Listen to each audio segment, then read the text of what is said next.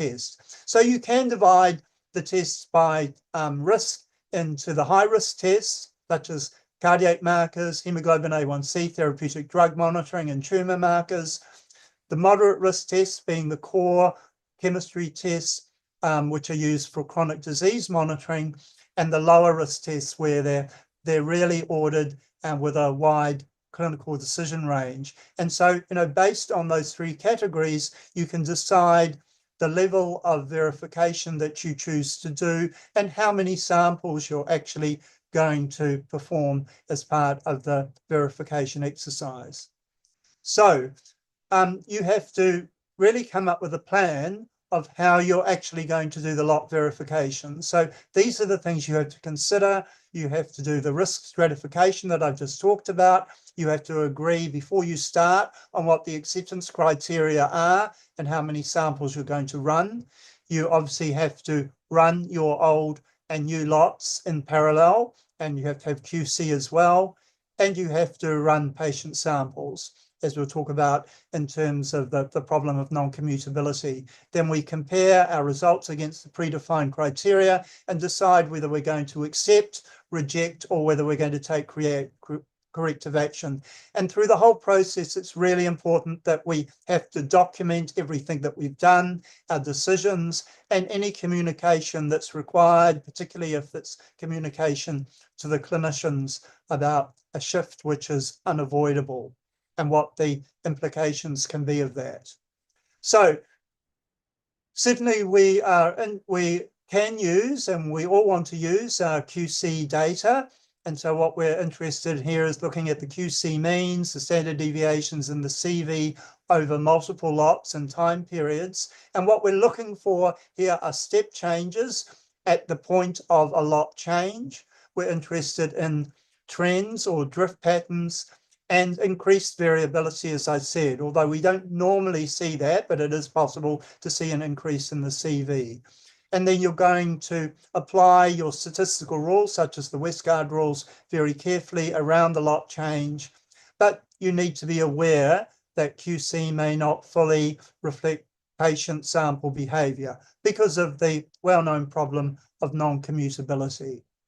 So in terms of what you look at in terms of the Levy-Jennings plots is that we want to see the QC values for the old and the new lots on the same chart. We're looking for a shift in the mean or a loss of control or a new pattern violations. You should actually, on your QC chart, whether it's electronically or whether you're using paper, you want to actually mark reagent lot changes and the dates actually on the chart so that it makes it much easier to pick these things up. And you want to look at multiple QC levels so that you can detect concentration-dependent effects.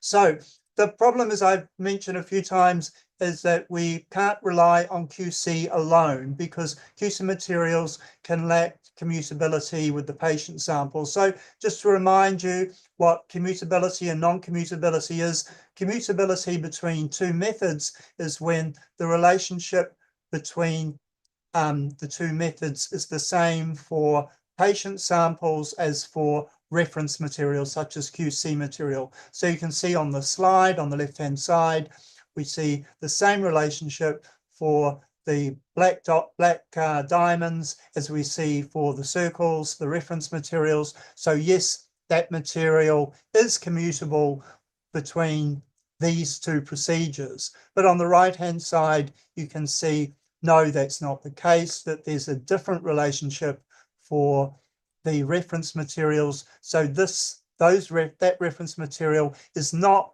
performing like a patient does, so therefore it's non-commutable. And so the problem, if we just rely on QCs, is that we can end up missing biases. Because it's possible to see biases that just affect the QC material or just affect the patient or affect both the QC and the patient, but by a different percentage. And that's certainly been my experience, I suppose, over the years, that I do see non-commutability, but generally the direction of the bias is the same. But theoretically, it is possible for the QC material to show one pattern and the patients to show a completely different pattern. So that's why you need to have complementary approaches where you're looking at both QC material and patients. And in terms of long-term patient monitoring using things such as patient means, that can also be very, very useful in detecting these issues, which the internal QC that we run on a day-to-day basis does not demonstrate. So this patient-based material, the moving averages, certainly that's a great thing to have if you have it. You know, we can look at moving average or moving median. We can look for sustained shifts around the lot changes, and it works very well for high volume, relatively stable analytes such as sodium or creatinine, but probably not so good for a test like troponin, where you do see some patients coming in with very high troponins, and that will tend to shift what we see in terms of the medians. But I think for some of the electrolytes, and if you've chosen your population, so for example, you might be saying, okay, we'll just look at outpatients. We're going to specifically exclude the ICU patients from this. Patient-based monitoring can be very useful, and as a supplement really to the lot verification that we're describing today. So patient comparison studies, I'm afraid, are unavoidable. You do need to do them when you do lot changes, and you need to choose samples which span the measurement range and the decision points. Now, what we want are fresh or well-stored patient sera, and we need to test them using both the old and the new reagent lot, if we're talking about reagent lot here, and then we can calculate either the mean difference between the two or even the individual difference. We may hear that later, more about that later, but there are certainly different approaches that you can take. You can calculate it on an individual patient pair, or you look at the total. We can look at a regression relationship in terms of the slope and intercept between the two, and if possible, we can do a Bland-Altman plot. The Bland-Altman plot has the advantage of allowing you to identify concentration-related biases. And you should compare against predefined acceptance criteria. So what criteria could you use? Well, again, up to you what you would like to use. Lots of potential options out there. We've got clinical decision limits and outcome data where available. Outcome data is great, but often not really available. So in practice, for a lot of tests, the best you can use is something like biological variation or total allowable error concepts. But many laboratories, in my experience, choose to use the state-of-art performance from the external quality assurance programs or from the literature. But really, it's important that when you write your SOP or your work instruction for how you're actually going to do this, that you need to define in advance, what the approach you're going to take is. Is it going to be a maximum allowable bias, either a percentage or an absolute? Are you going to decide on a particular slope or intercept range? Or are you going to look at a particular change in the QC means and use that as your criteria? So some examples would be, and nothing's necessarily right or wrong, but these are just examples that you could do. So you could say, yes, I'm interested in the bias being less than 50% of the total allowable error at key decision points. We might say that we want the slope to be between 0.95 and 1.05 and an intercept close to 0. We could say that we want the QC shift to be less than, for example, 1 standard deviation, or we could use a source of expert opinion such as the RCPA QAP analytical performance specifications. You will notice that these are perhaps, particularly when I'm mentioning less than 1 ST, you may think, gosh, that really sounds quite tight. And yes, they are really quite tight, because when you're looking at these things, we're not really interested in shifts in the patient mean or the patient median. That's really not the main concern. The main concern, particularly for the clinicians, is the percentage of patients with high or low results. And you can imagine, so even quite a small change at the upper or lower reference limit can change the percentage of patients significantly. And certainly the clinicians can get quite excited about this when they see an increase in the abnormality rate. So that's why one of the reasons why in the literature, yes, some of the cases have been highlighted by the clinicians rather than the lab. So however you decide to do it, you need to document those specific criteria for each assay or each assay group. So how many samples should you run? Well, for the high-risk assays, probably more, so 10 to 20. For the moderate risk ones, probably lesser, 5 to 10. Remember that you do need to choose samples which are near the clinical cutoffs and that represent high, medium, and low concentrations. And yes, it would be great to do huge numbers, and we'll probably hear about that later, about the sample size that certainly CLSI suggests, but it needs to be practical, and it also needs to be cost effective as well. So one good suggestion that's in the literature is that you should consider working with other laboratories, or rather than you have to do 40 or 50 samples, perhaps if there's another 3 or 4 laboratories using the same equipment who are looking at the same reagent lot change that you are, you can all work together and actually share your data, and that can be of value. So working together with other laboratories is a great suggestion to make this more tolerable. So what do you do if the criteria are met? Well, you can then go into using that new reagent lot and go from the old lot to the new lot. If the results are borderline, you might decide, oh, well, I was only looking at 5 samples. Maybe I need to run another 5 samples and give me a better picture of what's going on. One suggestion is that you could do a temporary bias correction so that you actually mathematically correct the results based on the bias correction. I personally think that's a little brave thing to do. I wouldn't do that, but it is described in the literature as being something that you can do. Or you can do what's called an enhanced monitoring, where you're using things such as the percentage of high and low results and the patient means to monitor. And even though you've moved to the new lot, you're going to monitor and see what the result is. If you feel strongly that no, the criteria have not been met, then you reject the lot if it's possible. You then talk to the manufacturer, ask to see whether another lot or an assay is available. And it's important, if you are going to continue to offer the assay using this new unsatisfactory lot, that you need to communicate the risk and the effects of this bias to the stakeholders, to the clinicians.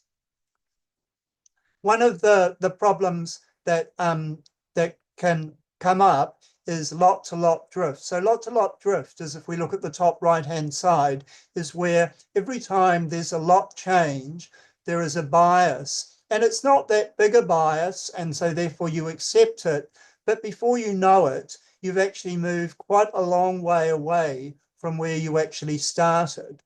And then you can see what happens at the bottom, where, let's say, the manufacturer identifies that there is a bias and then does a correction, and then you're looking at a huge jump back to where you should have started from. And so suddenly, yes, that does change the percentage of highs and lows, and the clinicians are saying, gosh, you know, the results have suddenly jumped by 10 or 20%. So how do you avoid this? Well, you need to quantify cumulative bias over successive lot changes. So you have to keep basically a running target of all the changes.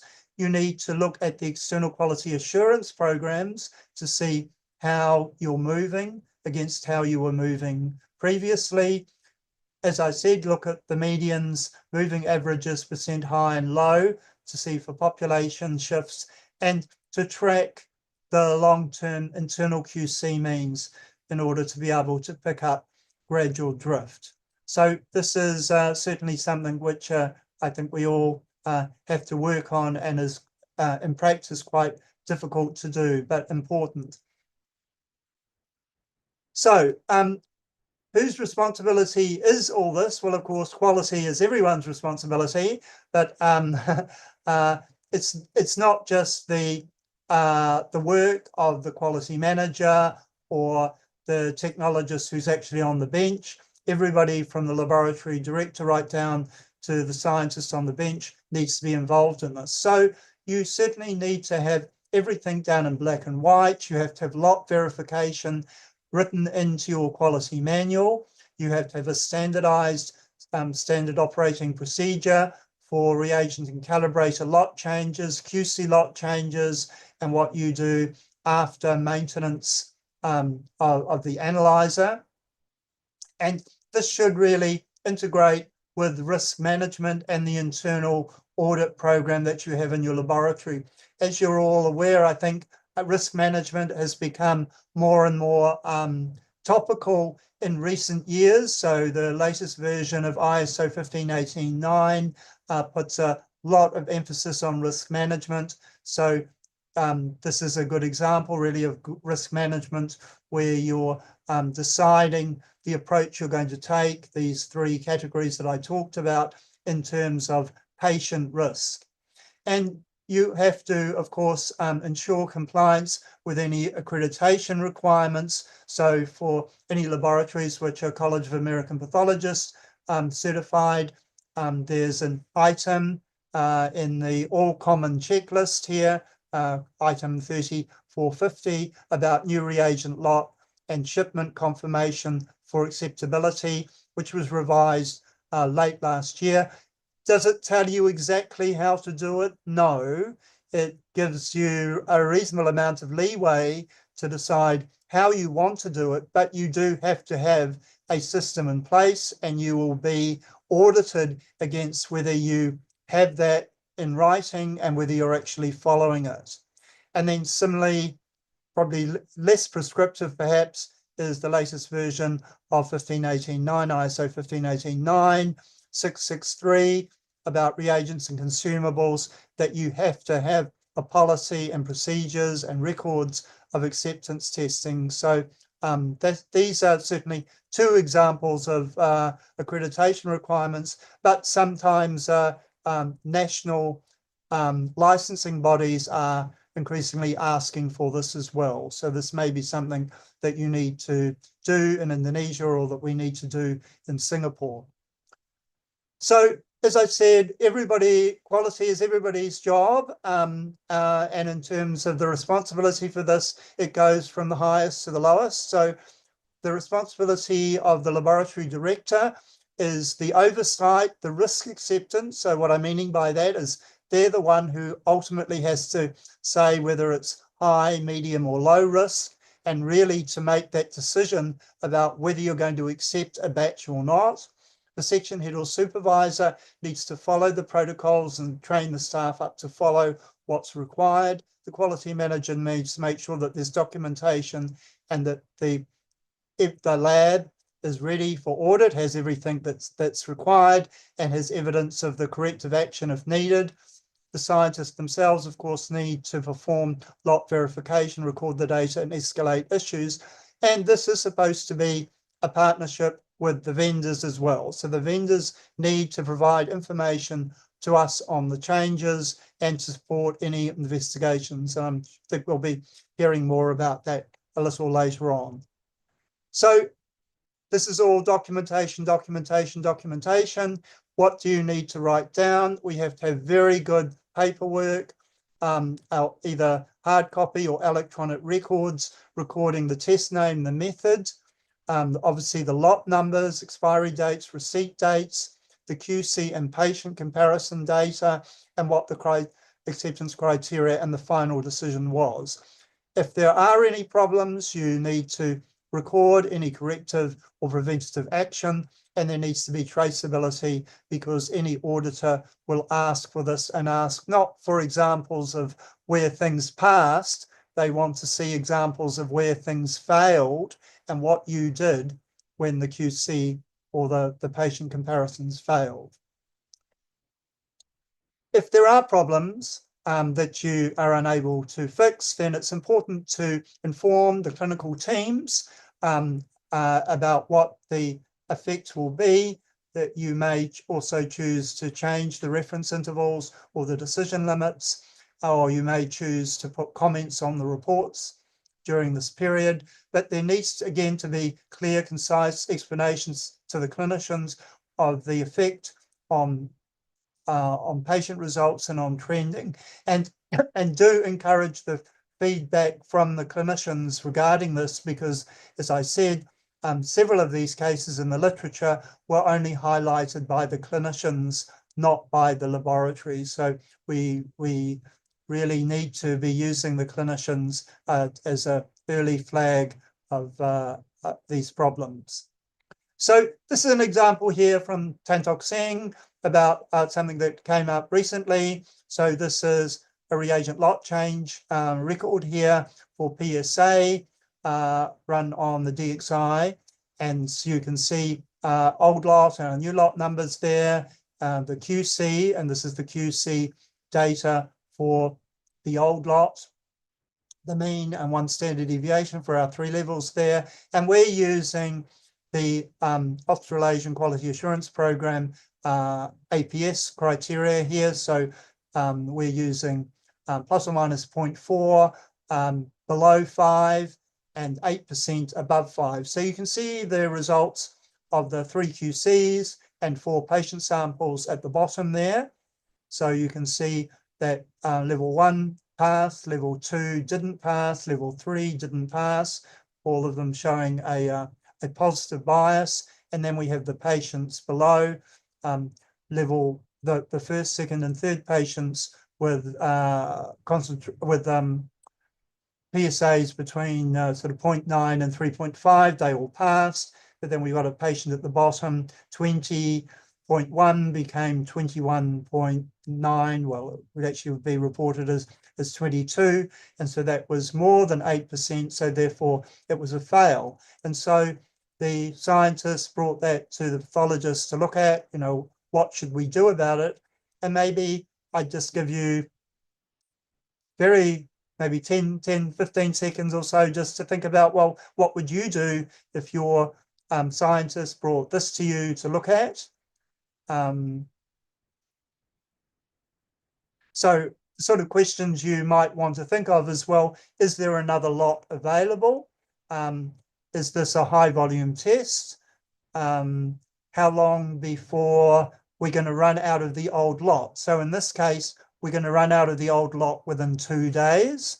There is no other lot available in Singapore. It will take at least 2 weeks for the new lot to actually come in.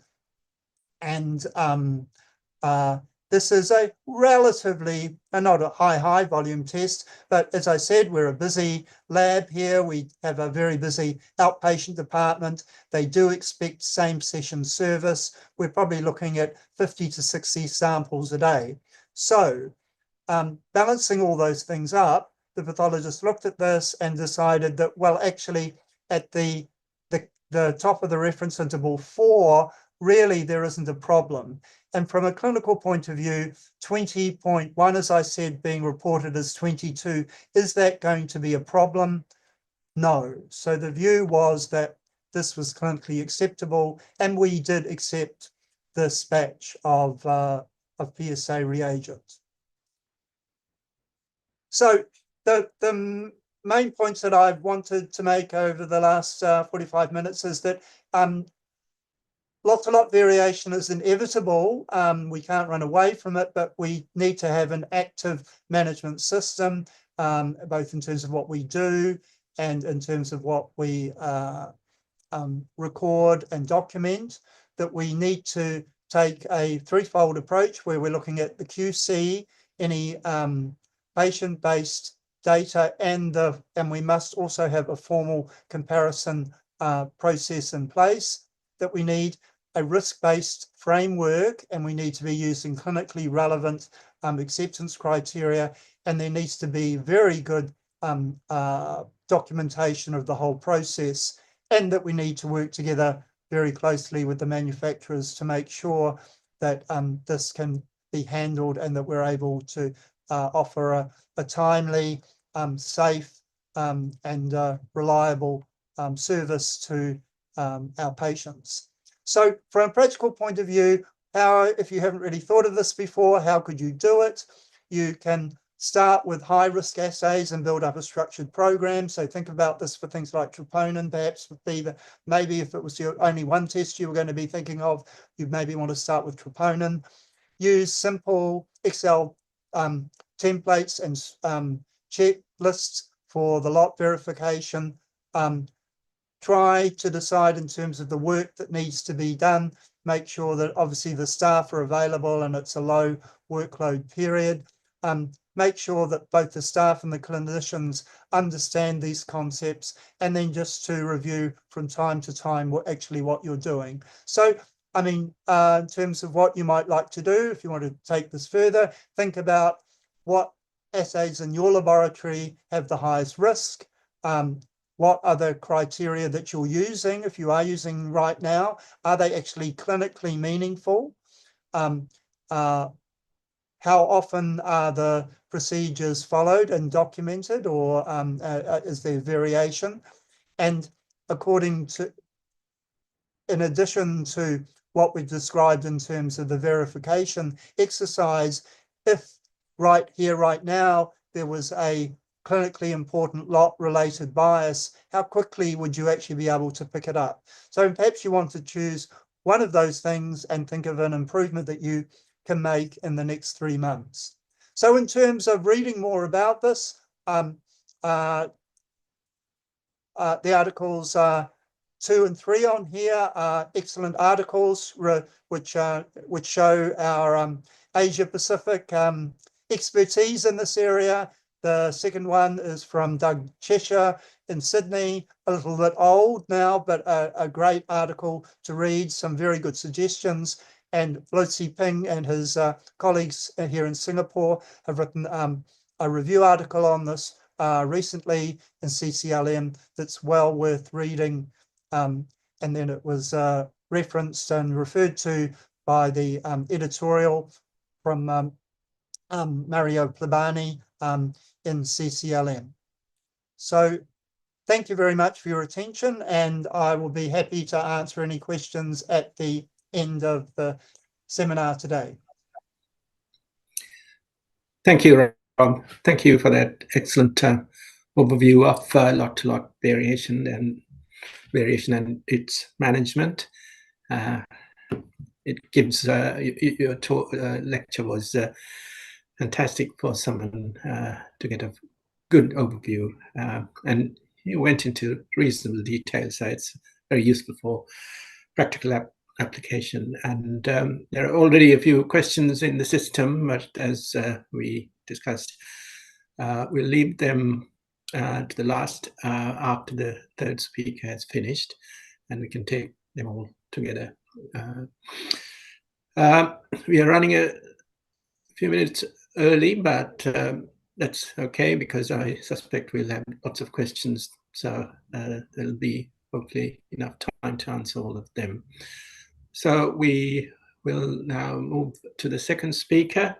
That's Dr. Jesper Johansen, who's based in Denmark, and I am guessing he's logging in from Denmark. So good morning, Jesper.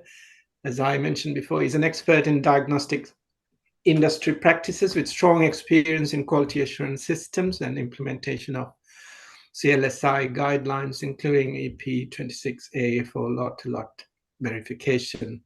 And he will be speaking on performing lot-to-lot verification according to CLSI EP26A. Thank you, Dr. Johansen, and over to you. Thank you. Can you see my screen? Yes, Can you yes. hear me? Good.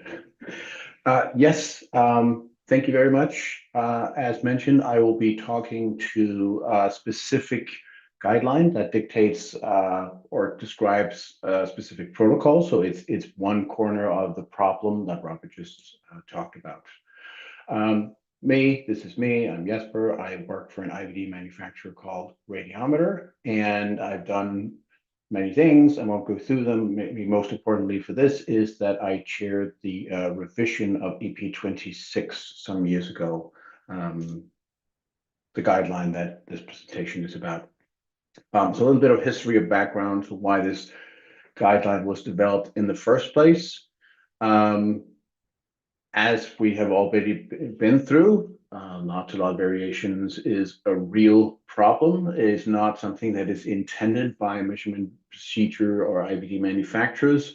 But even though the intent is to have no lot to lot differences, they exist and they can often cause fairly large or occasionally fairly large changes in measurement results. And to enable detection of that, then EP26 was developed to provide a fairly simple protocol to detect lot changes that were problematic. And also in the previous presentation, a lot was talked about patient samples and QC testing, and I won't go into that discussion much, except to say there's a reason why QC is not always enough to detect anything. There's several publications on the topic, but the overall issue is that commutability of QC material, and commutability is a property of a material where if it's commutable, it means it behaves the same as actual patient samples. And not all QC material, proficiency testing, external quality assessment, or any non-patient sample, they're not necessarily or always commutable, and making them commutable and assessing commutability is a big task. So QCs are extremely useful and should be done, and the results should be assessed, but they cannot be relied on to detect all changes that affect patient results at all times. Therefore, this protocol relies on patient samples to detect lot-to-lot changes. Yeah, and that's the only way that can be relied on always. It doesn't mean it's the only way that should be used in the clinic, just to make that distinction. But this protocol focuses on using patient sample for detecting lot changes. And the intent here is to demonstrate that a new lot does not cause a significant change or difference in patient results. A lot change doesn't alter the measurement results in a way that is affecting clinical decisions and to an extent that's unacceptable. And there's a lot of challenges in the situation, a little bit already, but reagent lot replacements is a fairly frequent event. It can happen at different times. It can happen at times where you have very little of the current lot left. Often there's limited time to do it. And you need to, if you want to use patient samples as is intended in this protocol, you need to find them. So overall, it's a demanding task that needs to be done in situations where you have limited resources available. For that reason, the protocol that you need to do this needs to be simple to perform, require relatively few resources and samples, and be quick. And therefore, it's designed to be a screening test. So EP26, the protocol described in there is to address these challenges. So it's intended to be simple and quick. In other words, it's a screening of new reagent lots, performance. So it's the screening, meaning finding most of the lots that aren't acceptable while accepting most of the lots that are acceptable. And it's intended to be useful in these constrained clinical laboratory situations. designed to use as few patient samples as possible, but to use patient samples due to this commutability issue that can affect and often do affect QCs and other non-patient materials. And it sets up a protocol where you try to demonstrate whether a lot change is within a clinically acceptable difference. And in this protocol, it's called the critical difference, or CD. So just a terminology or an abbreviation used here. Yeah.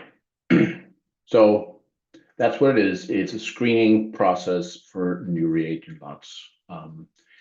But there's a bunch of things that it's not. It's not a tool to solve all the problems related to reagent lot changes. It's not intended to be used by reagent manufacturers, although it might be of interest because it's intended to be used by their customers.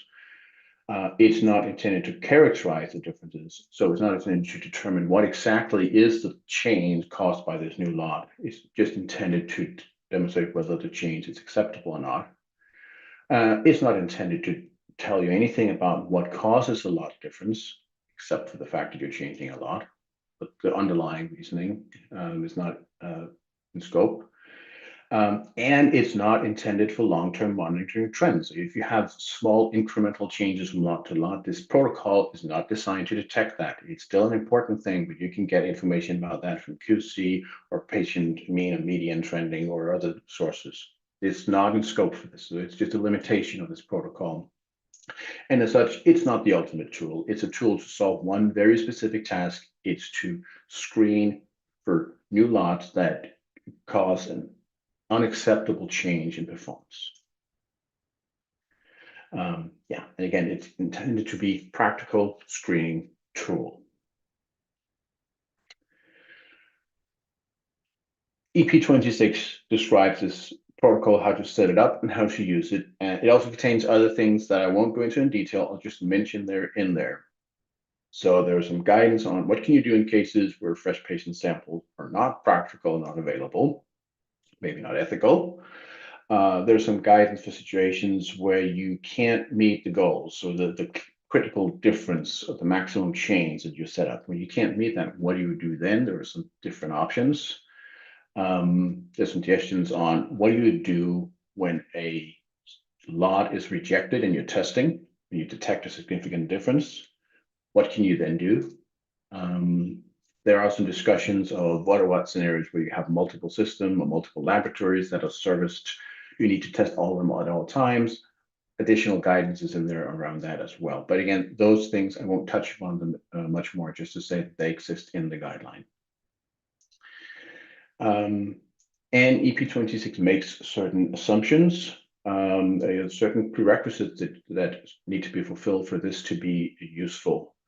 And the imprecision of a measurement procedure affects the ability to detect lot changes. So the more consistently a measurement procedure performs, the easier it is to detect small changes as caused by lot changes. And you need to have some information about the imprecision of your measurement procedure beforehand.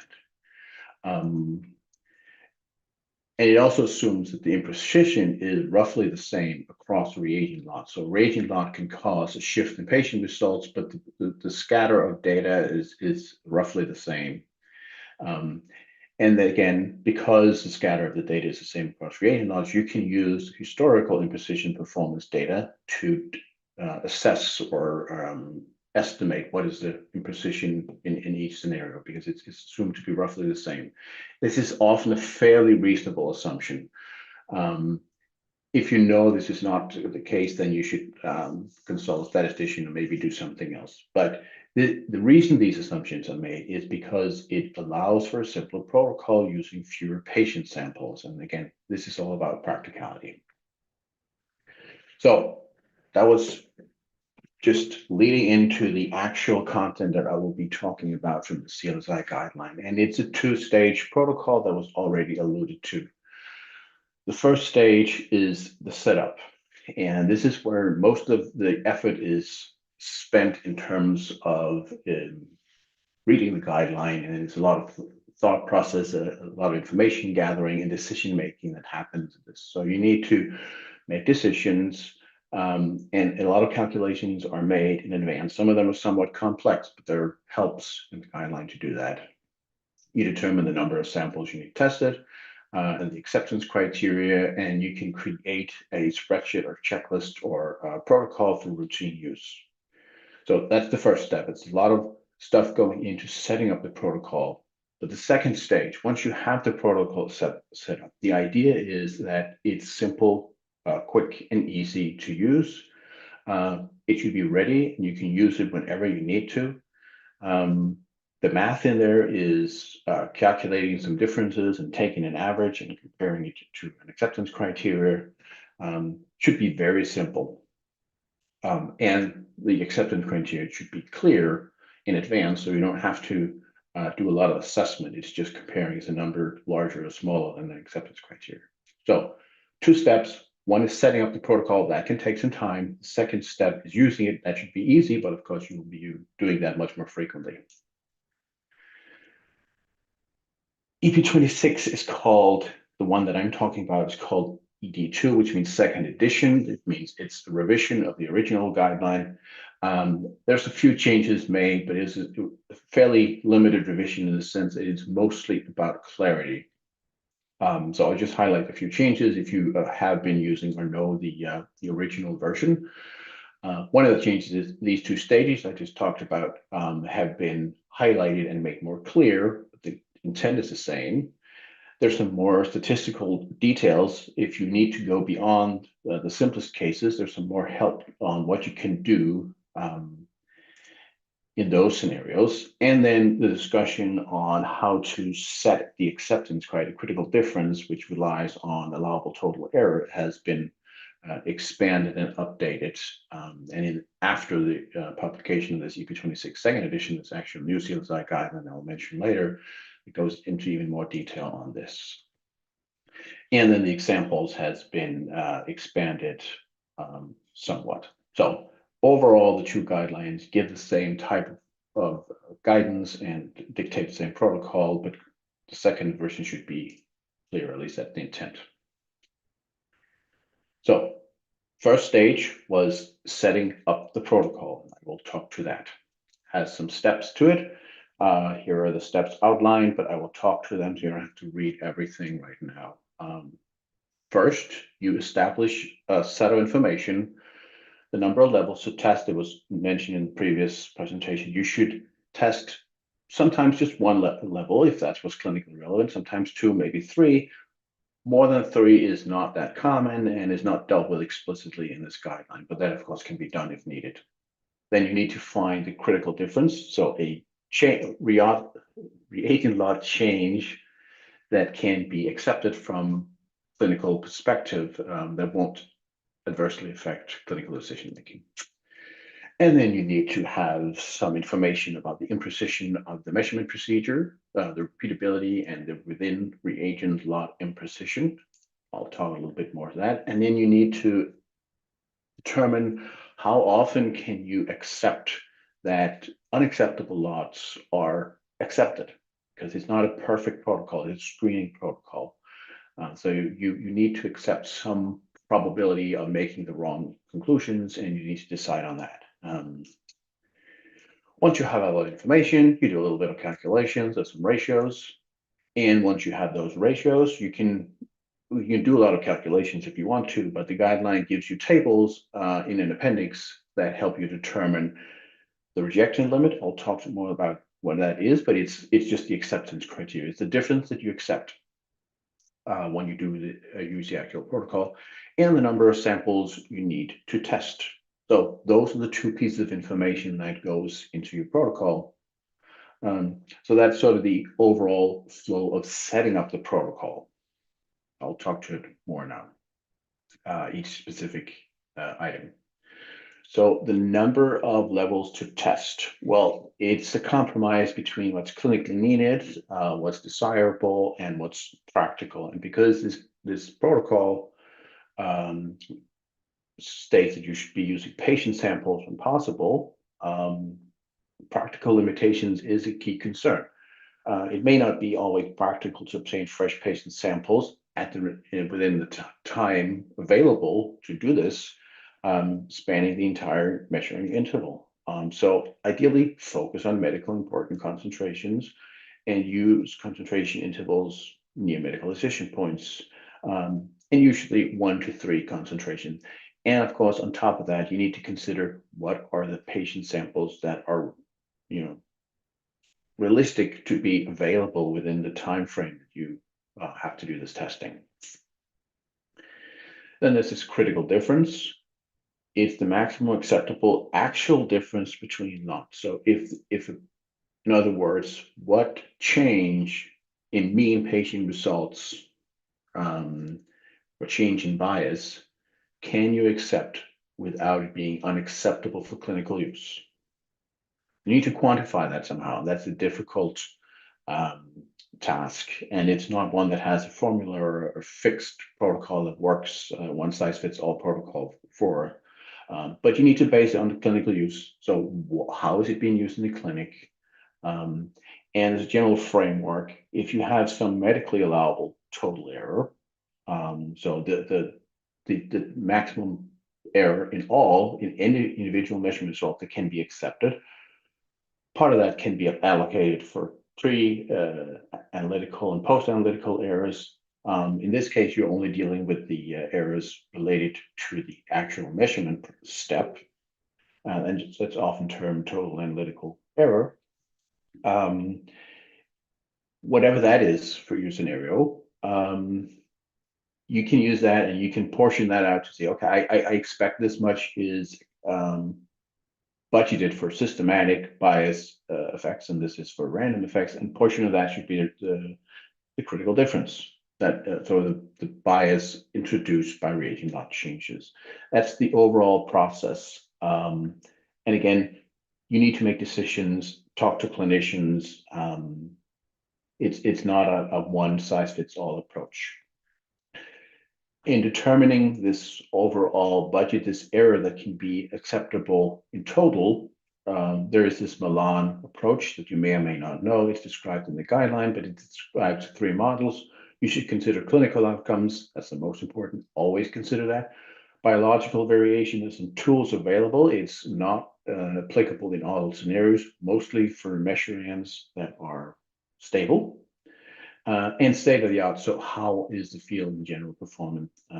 And there's some more information about that in CLSI AP46 if you want to know. So bottom line is you need to make a decision. What is the difference caused by reagent lot changes that is acceptable? Then there's these 2 imprecision measures. You need them at each concentration because they can be concentration dependent. You need the repeatability, so within run imprecision, and you need within reagent lot imprecision. There's no rule on where you can get those, but there are multiple sources and they're not mutually exclusive. Often you can get some information from the manufacturer's documentation, maybe the instructions for use, the labeling. Maybe you have some information from historical data, for instance, QC testing. Or it could be that there are specific studies that have been performed or you will perform for this purpose to identify those. And again, you can use all 3 and sort of average or make decisions based on that. But you need a good estimate of these imprecisions to set up the protocol. And because you need them at specific concentrations, and often they're listed in the table at specific concentrations, you may need to interpolate. But that should be doable. And just in general, something you need to know, the worse imprecision, the higher imprecision, the more samples you will generally need. So the more cumbersome the protocol will become. There are more details in appendices C and D in the guideline on where to get this and how to use them. So they're more help. And I won't go into the details. And then the power. So power is a statistical term. In this case, it means the true rejection rate.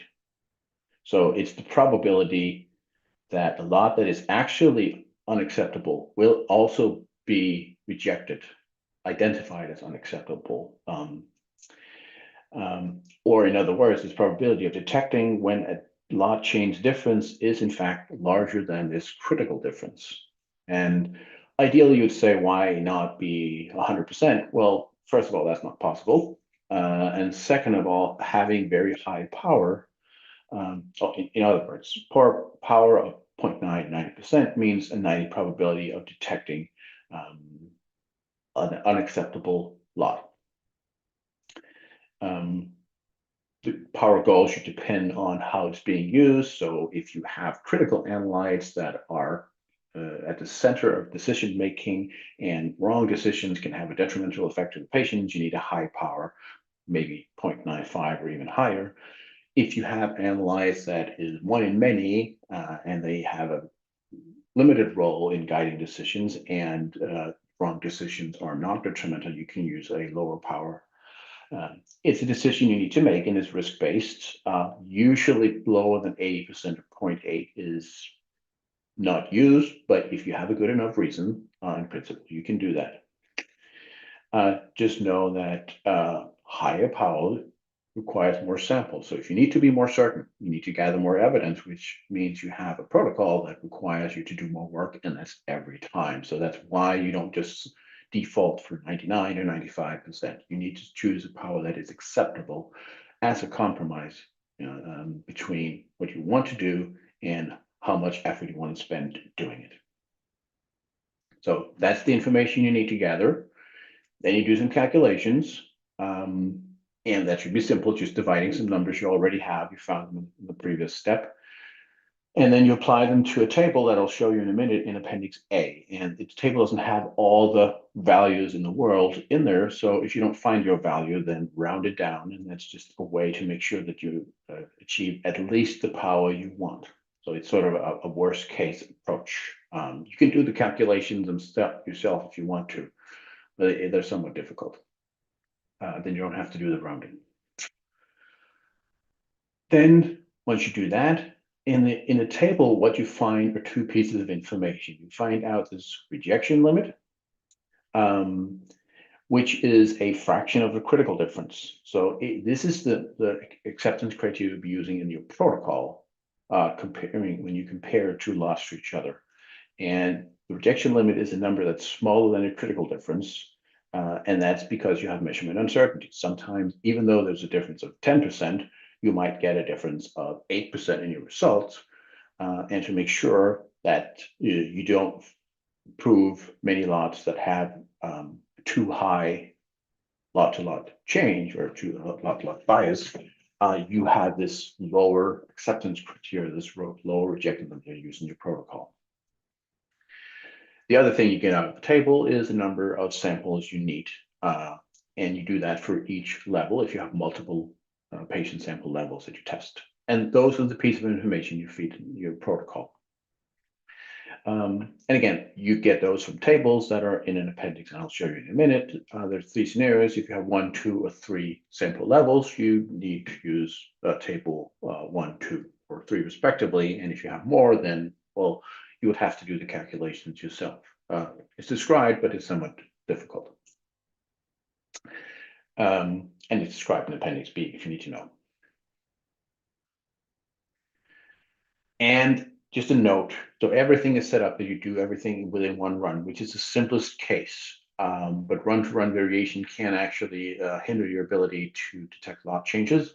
So sometimes doing this testing across multiple runs can be a benefit in terms of the sample size, but it can be problematic from a very practical perspective. But if you are considering doing that for some reason, there's also some explanation on how to do that. But it requires, again, some manual calculations. That was the background. Now, an example for glucose on setting up the protocol. In this case, 3 levels are chosen. And the critical difference in this case is determined from the Park error grid. So if you know glucose, you may or may not know this error grid. It's basically describing if you have the target on the x-axis and you get a measurement result on the y-axis. Ideally, you should be on the diagonal. You should measure exactly your target.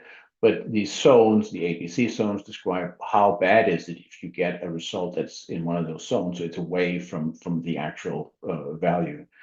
And zone A here around the diagonal is a desirable zone where the clinical interpretation is exactly the same. So the measurement error really doesn't make a difference. And in this case, the critical difference is just chosen so it's small compared to the width of this zone. So a lot change, in other words, is unlikely to affect clinical decisions. These error grids are not always available for all measurements, but they are quite established for glucose. Then in this example, looked at the IFU. Luckily, there was a repeatability information in there, and we think it's valuable, so we take it from there. Within reagent lot imposition was not in the IFU, so we took QC data and we looked at the standard deviation within lot and pulled that and got a number out of that. And from that, we have an estimate of the within reagent lot imposition. And we chose a power goal of 0.9 because that's what was deemed acceptable in this case, meaning that 9 out of 10 unacceptable loss will be detected, but 1 in 10 unacceptable loss will actually be accepted. Then these ratios are calculated, and there's a summary here of all the information for all the levels. And I won't go through all the numbers, just to say that it's here. So we got the critical difference for each level. We got the repeatability within reagent lot imposition, and you can calculate these ratios for each level. So you have that information. Next step is then using the table, and I'll just show how to do it for one level. In this case, these ratios were 0.6 and 5. And then because there were 3 levels in total, we used table A3, which is assigned for 3 levels. And what you do is first you find these ratios and you go down until you find your values. In this case, we're lucky the values are in the table. If they weren't, we would round them down to the nearest set of values that was in the table. Then you go right until you find the power that is at least your goal. And in this case, you wanted 0.9. You can see if you stopped more to the left, you would have 85.6% power. But in this case, we got 94.8% power and wanted 90% power at least. So this is the place to be in the table. This tells us 2 pieces of information. First of all, the 3 next to the power is the sample size. So for this level, we need 3 samples. And at the top here, it says 0.6 times the CD. And you can see it says RL for mean difference at the top. So the rejection limit is 0.6 times the critical difference. Right. That's the second piece of information you need from this table. And then you repeat this process for the other 2 glucose levels. And then you can update this table that we just had with this new piece of information. For each level, you need to test 3 samples. So in this case, you need a total of 10 samples to test each new reagent lot for glucose. And you have to determine whether that's an acceptable practical number. You get a reasonably high power for all of them. And your rejection limits that you need in your protocol are also in this table. If you don't like the number of samples, you're fine. If you think it's just not practical, or if you can't find the value in your table as used because it's just not feasible to do the study you want to do, you basically have the options of either reassessing your critical difference, so accepting a larger change because the change you want to detect is just not feasible with the amount of effort you want to put into it, or accepting a lower power because you can't be as certain with the amount of data you can generate as you would like to be. You have to accept that somehow, or you have to decide, okay, it is worth the effort, and you don't assess and then you accept the sample size. But at least you know the consequences of reducing your sample size. Or there's this option of multiple runs, which I won't go into, but it exists in the protocol. But just to clarify, I think this is an awful point of confusion. There's this critical difference, which is the actual difference you're accepting. You don't use that in the protocol. What you use is this lower number, which is the rejection limit. So that's what you compare your data to when you're actually using the protocol. And then there's a sample size, which is also used in the protocol. That's what you need. Everything else is just a way to get there. So you have your sample size, you have your rejection limit, you're ready to write your protocol. This setup is basically complete. All you need to do is summarize the information, create the actual protocols that you can have for your routine use. So that was the hard part. Next is using the protocol. And again, let's do an example for a different measurement. We'll go through the setup a little bit because that's the hard part, but focus on the use of the protocol. So in this case, it's for HDL, and based off of information available for this measurement, it was decided that a total analytical error of 13% is acceptable. And some considerations were made. You can use high or low power. And in this case, because it's not that, it's not used as the sole basis for decision making, a power of 0.8, which is relatively low power, was chosen in this case. Then you need to determine the target concentrations. In this scenario, the considerations were, well, one decision level is often used, so you may not need to have multiple concentrations, males or females, or somewhat close in concentration, although not identical. So it was chosen to try and get samples at a target interval of between 40 and 50 milligrams per deciliter. So a single concentration. And again, this is where you consider, can you actually get a reasonable number of samples at a reasonably short time frame at these concentrations? Are they common enough? In this case, it was deemed acceptable. And as mentioned before, ideally test unalterated patient samples. That's the preference. If that's not available, there are other options. You can use pools, commutable reference materials. They can be expensive. Often they don't exist. Or commutable QCs or proficiency testing materials. So those are alternatives. If patient samples are not available, they come with price tags, and they come with the risk of them not actually being commutable, not behaving like patient samples and giving the wrong answers. So, but sometimes that's the more practical. It's just to say that if you can't get patient samples, it doesn't mean that everything ends. It just means you have to live with something less than perfect. Then you need, again, these repeatability and within lot, you need lot in precision. That was gotten from whatever information was available, IFUs, past data. And this critical difference was determined, and this is not a correct way. It's one potential way. It's just to say you have the total error accessible, and you take away imprecision times 2. If you know the Westgard total error model is inspired by that, I won't go into why, but anyway, the point here is that you take the total error, and from that you make decisions on what is the critical difference, what is the lot change difference that you can clinically accept. And in this case, the decision was made that it was 4.4 milligrams per deciliter. So any lot that introduces a change larger than that is not acceptable and should not be taken into use. All of that is summarized here. And what was done also was that you go into the table in Appendix A that I mentioned, use these ratios, and in there you learn 2 things in the table. You learn that the rejection limit is 0.7 times the critical difference. So in this case, 4.4 times 0.7 is 3.1. So that's the rejection limit that you use in your protocol. And the number of samples is 1.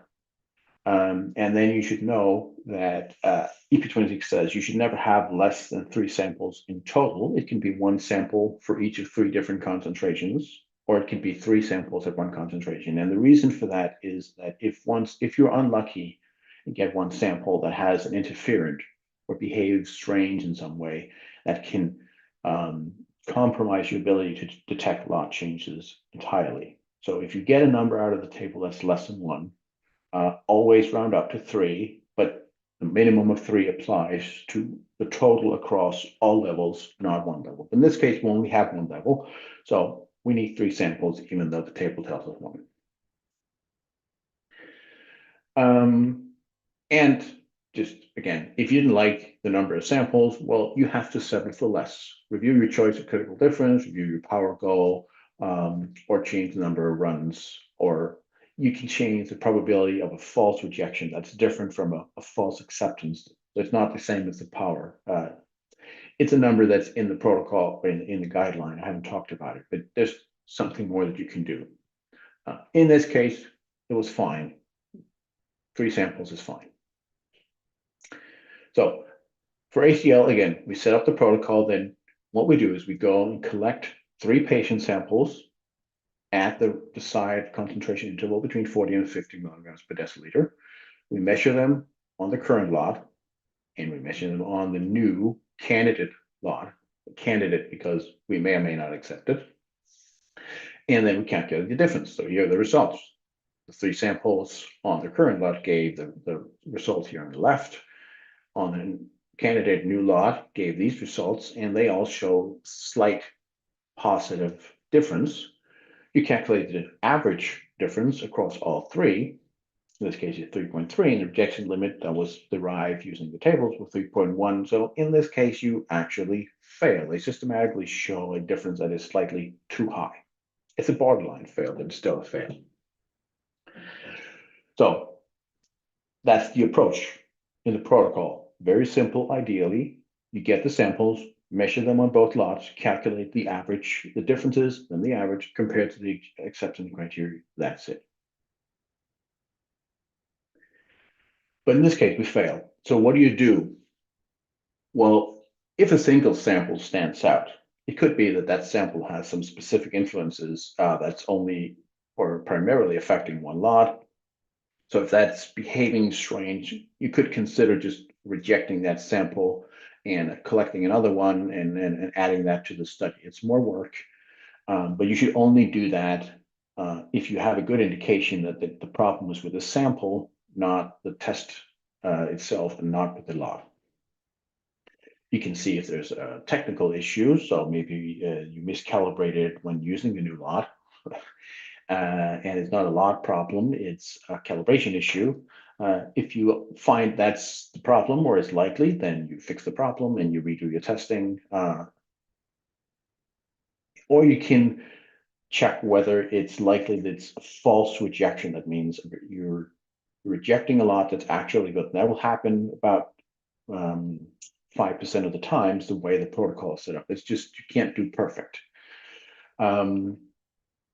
And one of the things you can do is just repeat the test, given that you, or provided that you have more of your samples available and more of the old reagent lot available also. And just a mathematical exercise, because of this being a screening test and because it's not a perfect screening test, you are going to make the wrong conclusions sometimes. If, for instance, you run a laboratory where you perform 5 or introduce 5 new lots each year for each of 75 measurands, that means you're doing a total of 375 total lot changes every year. And if you assume they're all acceptable in reality, which hopefully is not too far from being true, then this 0.05 false rejection rate, which is built into the protocol, means you're actually rejecting roughly 90 good lots every year. It's just the way it is. So you're making a bunch of mistakes. If you redid the test for those 19 lots, you will only reject 5% of those, which reduces your false rejections to about 1. So one approach you could consider when you have a rejection, especially if it's borderline, is to redo the testing, and that will reduce your risk of these false rejections. That sounds very promising, but the problem is that when you redo the testing, you're decreasing the probability of rejecting a lot. And that applies both to the lots that should not be rejected, that's why you want to do it, but also to the lots that should be rejected. So the issue with redoing the testing is that you also reduce the ability to detect lots that are in fact unacceptable. So if you do retesting, do it with care and never do it more than once. It's a whole field within statistics, but you're actually changing your probabilities when doing that. So first do troubleshooting, find out if there's a problem. If there's a problem, fix it. If you have a borderline failure, there's no other problem and you really need the lot, you can retest it. Or you can do as discussed in the previous presentation and simply accept the larger difference, because the alternative of not having anything is worse. Yeah. If you have a lot that, according to your testing, everything you know is just, it keeps failing, it doesn't look good, what can you do? Well, you can decide to take it into use. You can decide to do a larger study if that's available to you. EP09 describes a method comparison study. It's a fairly big study. And a protocol like that can be used to quantify what is the actual difference, but it's a larger undertaking. So don't just default to that. You use it if you need to. In general, if you get a lot that's unacceptable, contact the manufacturer. Ideally, get them to give you a replacement and investigate the problem on their end, and discontinue testing, or at least notify the people that are using these results that the results might be biased, if you have no other option than using that lot. So that was it. That's the heart of CLSI EP26 on lot changes. It details two-stage process, on which the first stage is to set up the protocol. You gather data, you decide what's clinically and medically acceptable, what lot change is medically acceptable, and you decide which risk of making incorrect conclusions you think is acceptable. And this all goes into making the protocol practical. And stage two is when you have that information, you know what your acceptance criteria is for using the protocol, and you know what your sample size is. You write your protocol and you use it, and all you do when you use your protocol is you gather the samples, measure them on both lots, calculate the difference and the average, and compare to the acceptance criteria, and that's it. A benefit here is it allows you to preemptively predict how effective your chosen protocol is, these probabilities I talked about. So you can make these trade-offs between practicality and ability to detect unacceptable lots in advance. You don't have to do the testing and learn later on. And it allows you to develop a protocol that's practical for each individual lab's need. And yeah. And again, I just want to emphasize, this is a protocol for a very specific purpose. It's not for long-term trending. It uses patient samples because QCs don't catch everything, but it's not to say that QC results are not useful. They certainly are. It's a protocol for that very specific need. That was everything I wanted to say.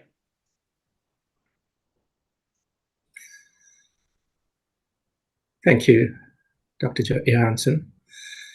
Thank you for that elegant exposition of details of verification of lot differences.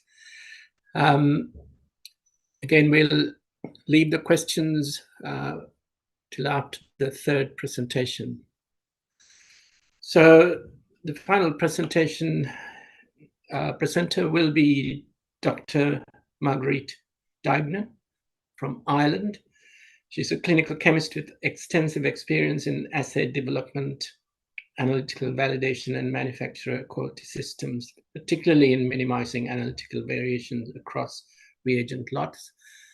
I believe she works for Beckman Coulter, and it's my pleasure to introduce her and welcome her to give a presentation, Marguerite. Thank you so much, Dr. Samuel.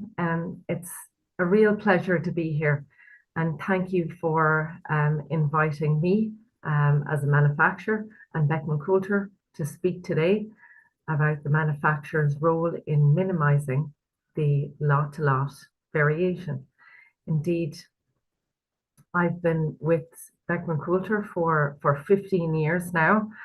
And as Dr. Samuel said, I am based out of Ireland, specifically out of the west of Ireland in County Clare.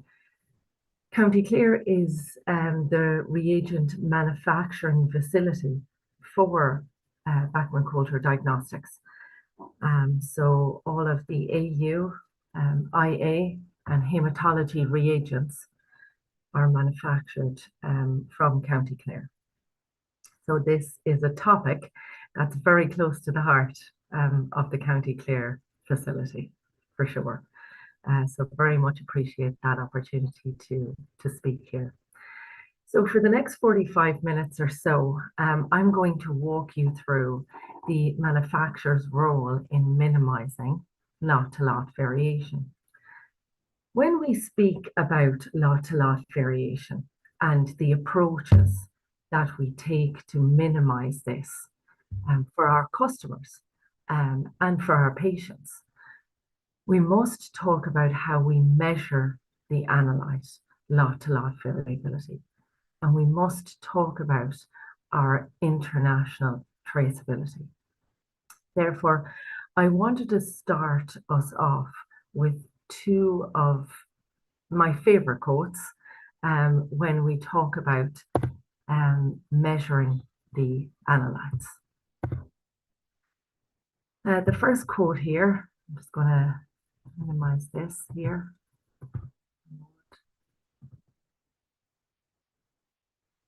So our first quote here is from Lord Kelvin, as in the Kelvin measuring scale.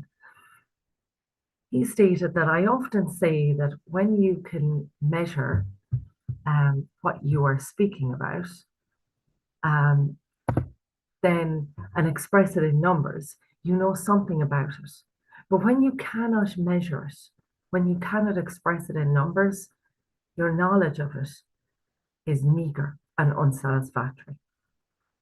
And the other quote is from the great Jim Westgard, which is, if you can't measure it, you can't manage it.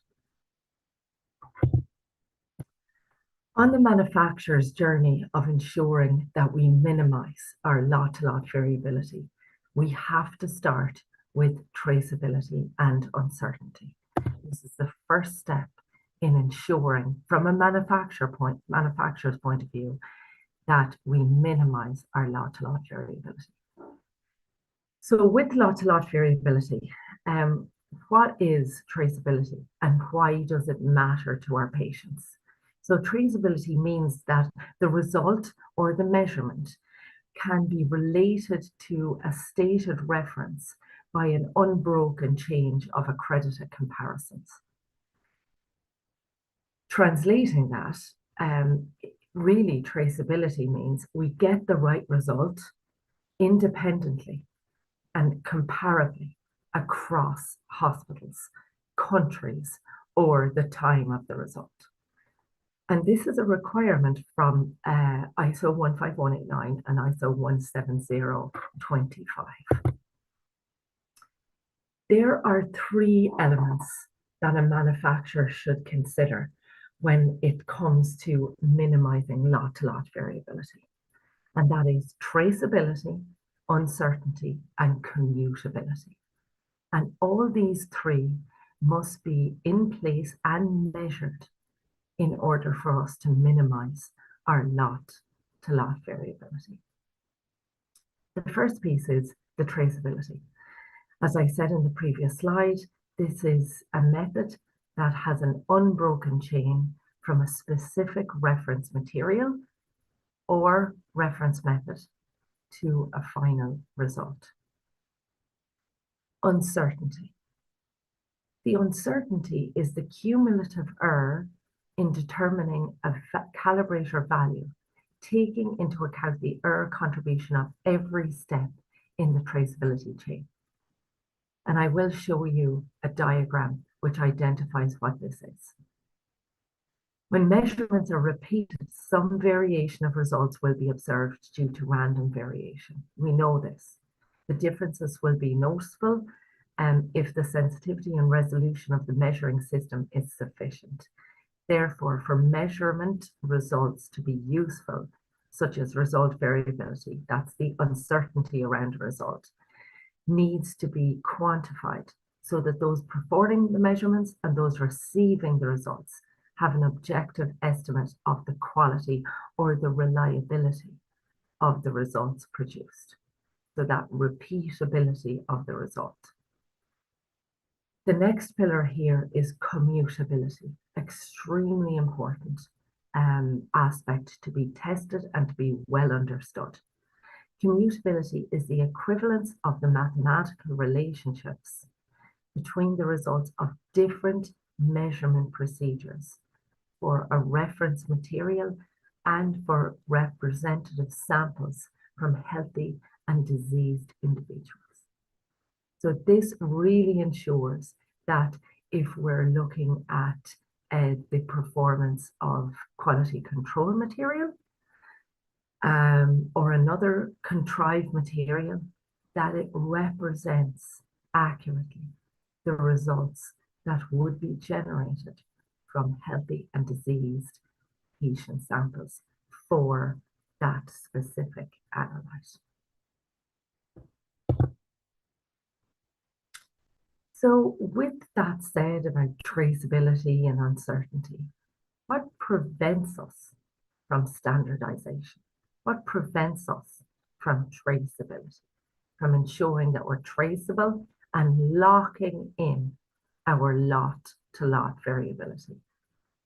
So the first aspect is where we use different calibrators. So there's no internationally recognized reference material or reference procedures. So regardless of the manufacturer that you engage with and that you have the equipment of, the calibrators are different because there's no higher order method or material for those manufacturers to compare to. The second piece is comparison to different predicate devices or using inadequately qualified reference measurement procedures. The third piece is where we use antibodies that recognize different antigens and different epitopes that are present for the analyte, and the use of different capture detection antibodies for the same analyte. And lastly, but not exhaustively, unexpected uncertainty.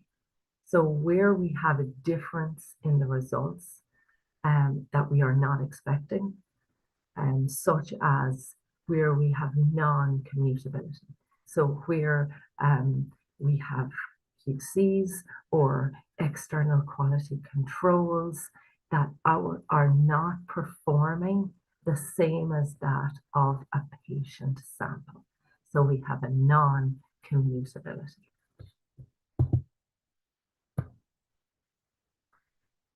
So the second aspect here to focus on with respect to traceability is the unbroken chain. So on the left of your screen and the right of your screen, you will see a replication of that unbroken chain of traceability. And on the right of your screen, you will see that there are some extra rows added in to that, that unbroken chain of traceability. So the first aspect is the definition of the SI unit, where we have our primary reference measurement. So that primary reference measurement, it may be a reference material or it may be a reference method. And that leads to that primary calibrator. And from the primary calibrator, we can make the secondary reference measurements. So this section of the unbroken chain of traceability is the responsibility of the National Metrology Institute. As we move down this chain, we move to what the responsibility is from a manufacturer's point of view. So where there's an NIST or a NIST standard or a CRM material, then the manufacturer must engage and purchase that material in order to test that material and to generate the manufacturer's working calibrator. And you can see that as indicated here. So there's a manufacturer working calibrator, also which can be referred to as the master calibrator of that manufacturer.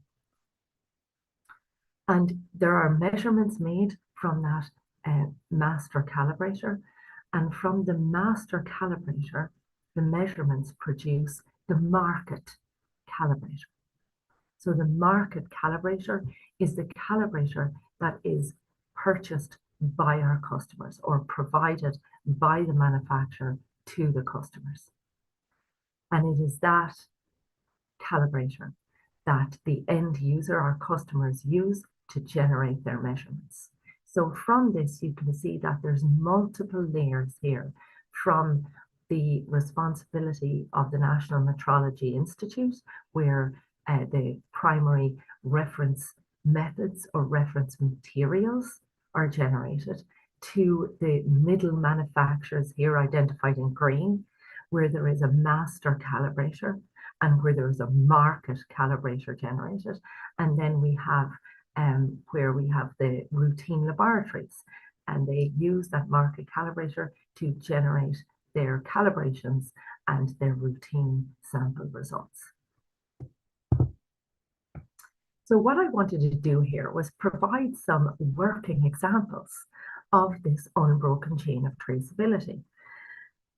So what you can see here is a Beckman-Coulter example of that unbroken chain of traceability for cholesterol. So many of you may know that cholesterol is quite a complex traceability. There in fact are two traceabilities when it comes to cholesterol. There's an IDMS traceability, and there is an Abel-Kendall CDC, Center of Disease Control, traceability for cholesterol. So this is one of the more complex examples. But what I really wanted to show to you is that this unbroken chain of traceability for cholesterol in this case is available for every single analyte for Beckman-Coulter, but also should be available for every manufacturer.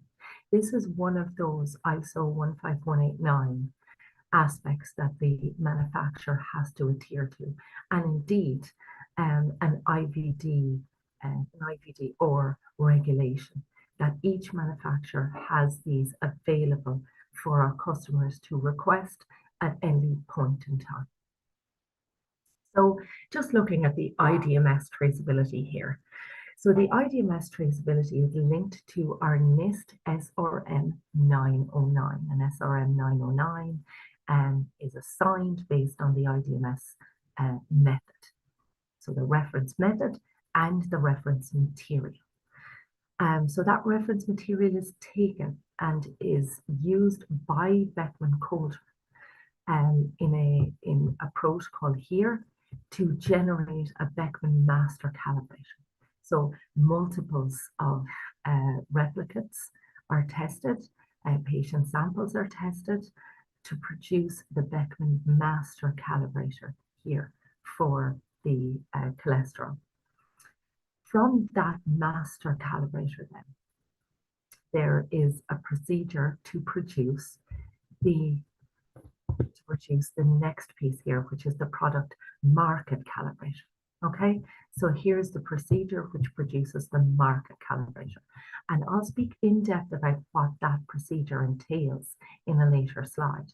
But there are patient samples that are tested here on varying levels. There's a number of different calibrators that are tested, not just the market calibrator, but reference calibrators also, to ensure we maintain that alignment.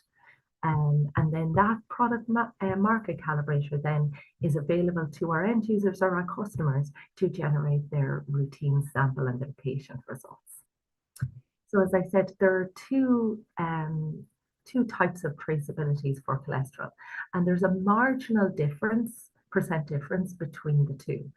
And whether our customers choose the IDMS traceability or the Abel-Kendall CDC traceability, it's really driven out of regional and geo decisions.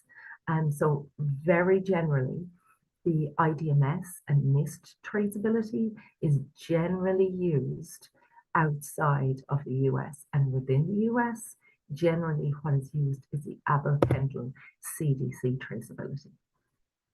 So what you can see here is that we get our human serum samples and we measure them. We send them to the reference method laboratories for Abel Kendall assignment. And then we also look at those as resulted from the 66300 master calibrator. So that's the Beckman-Coulter master calibrator. So we would look at those patient samples across both calibrators. So from the reference method, but also from our 66300 master calibrator. We evaluate the results, and we have some acceptance criteria of bias and precision of less than 3%. If we do not achieve that, then we loop back into this process and we adjust our calibration to ensure that we are within this 3% bias and precision of the reference method. And so forth after this point where we have our working master calibrator and our reference method certified master calibrator, we move to assigning our market calibrators and then to the end user and the patient result. So reference material development and implementation. So unfortunately, there isn't reference methods or reference materials for all our measurements or analytes. And even when there may be some ambiguity. And I'll speak to this in the last bullet point here. The IFCC Scientific Division, they have a rolling program of method standardization and harmonization projects. Many of these result in the production of reference materials and or reference measurement procedures. So the IVD manufacturers, and such as Beckman-Coulter, I can speak for them wholeheartedly, are full partners with the IFCC in these projects, and often provide the resources required to achieve the outcome. So often we would work so closely with IFCC with respect to these reference methods and reference materials that we would do the testing for the IFCC to roll up into what would be the acceptance of that reference material. So one example that I'm going to give is an exciting example, and one that I'm very passionate about. Which is the ongoing working group for neonatal bilirubin. So I sit on this working group committee myself, and what we can see right now is that there is a disparity with the neonate bilirubins across the different manufacturers, and so all of the manufacturers are coming together to understand why that is, and where our methods are traceable to. For example, the direct bilirubin method for Beckman-Coulter, it's traceable to the reference method. And every year, we send out our calibrator to the Wisconsin Children's Hospital, which is a certified laboratory for bilirubin reference, the bilirubin reference method. So we send out our calibrator there to ensure that we continue to be aligned and traceable to that. But there are other avenues and other traceabilities that are available through some reference laboratories.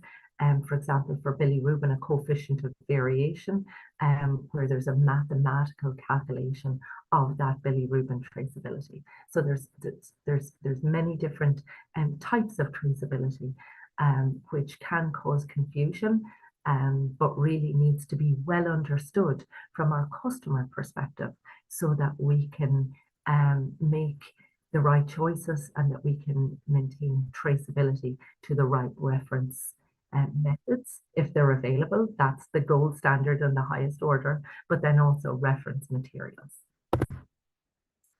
An important important element of traceability is reference laboratories, right? So medical device manufacturers and EQA schemes may use reference laboratories to ensure continuity of traceability. And I just mentioned this with respect to bilirubin, where Beckman-Coulter send out samples of our calibrator to the reference laboratory to ensure that traceability. And we do so for all of our reference methods as well, including, I gave the example earlier on of cholesterol and for alkyl. So the laboratory has to make use of the reference measurement procedure approved according to ISO 15193 and reference materials approved to 15194. The laboratory has to be accredited to the ISO accreditation, and this specifies the requirements for competence in performing the reference measurement procedures in laboratory medicine. So a lot of the time, these reference methods, they're quite involved and quite complex. So competence of the people that are employing them is of the highest importance. The calibration laboratories have to verify their competence through collaborative surveys between laboratories working at the highest metrological level. And one way they can do this is the EQA scheme for reference laboratories. And one example of this is the RELA scheme. And what I've showed here is basically a screenshot of the homepage. So what is RELA? RELA is really an EQA scheme for reference laboratories, which supports them to demonstrate their competence. And indeed, I myself, when troubleshooting and when my team are troubleshooting any kind of issues where we suspect any traceabilities or where our customers suspect any traceabilities, one of the avenues that we would look at would be the RELA EQA schemes, and we would determine how our reference laboratories are performing with respect to other reference laboratories and the acceptance criteria. All results of the RELA EQA scheme are published and available on the website, and the website has open access. So from a customer's perspective, this is one place that if you build this into your review process, it would improve the knowledge of your laboratory staff. So it's targeted at reference laboratories providing a service to the organizer of the EQA scheme. So just one or two more points on EQA before we move into lot to, the actual minimizing of lot to lot, is that we have, 6 pillars of laboratory standardization, right? And as we look across these 6 pillars, the EQA performance is an extremely important part of this. So what you can see here on your screen is reference methods, reference materials. We've already spoken about that. The accredited laboratories. We have the traceable reference intervals, but then we also have this pillar on the EQA analytical performance. So what's extremely important when we look at EQA schemes to understand how, lot to lot is employed and is minimized. The EQA material and commutability, as well as the reference laboratory used to assign the reference method value, is extremely important.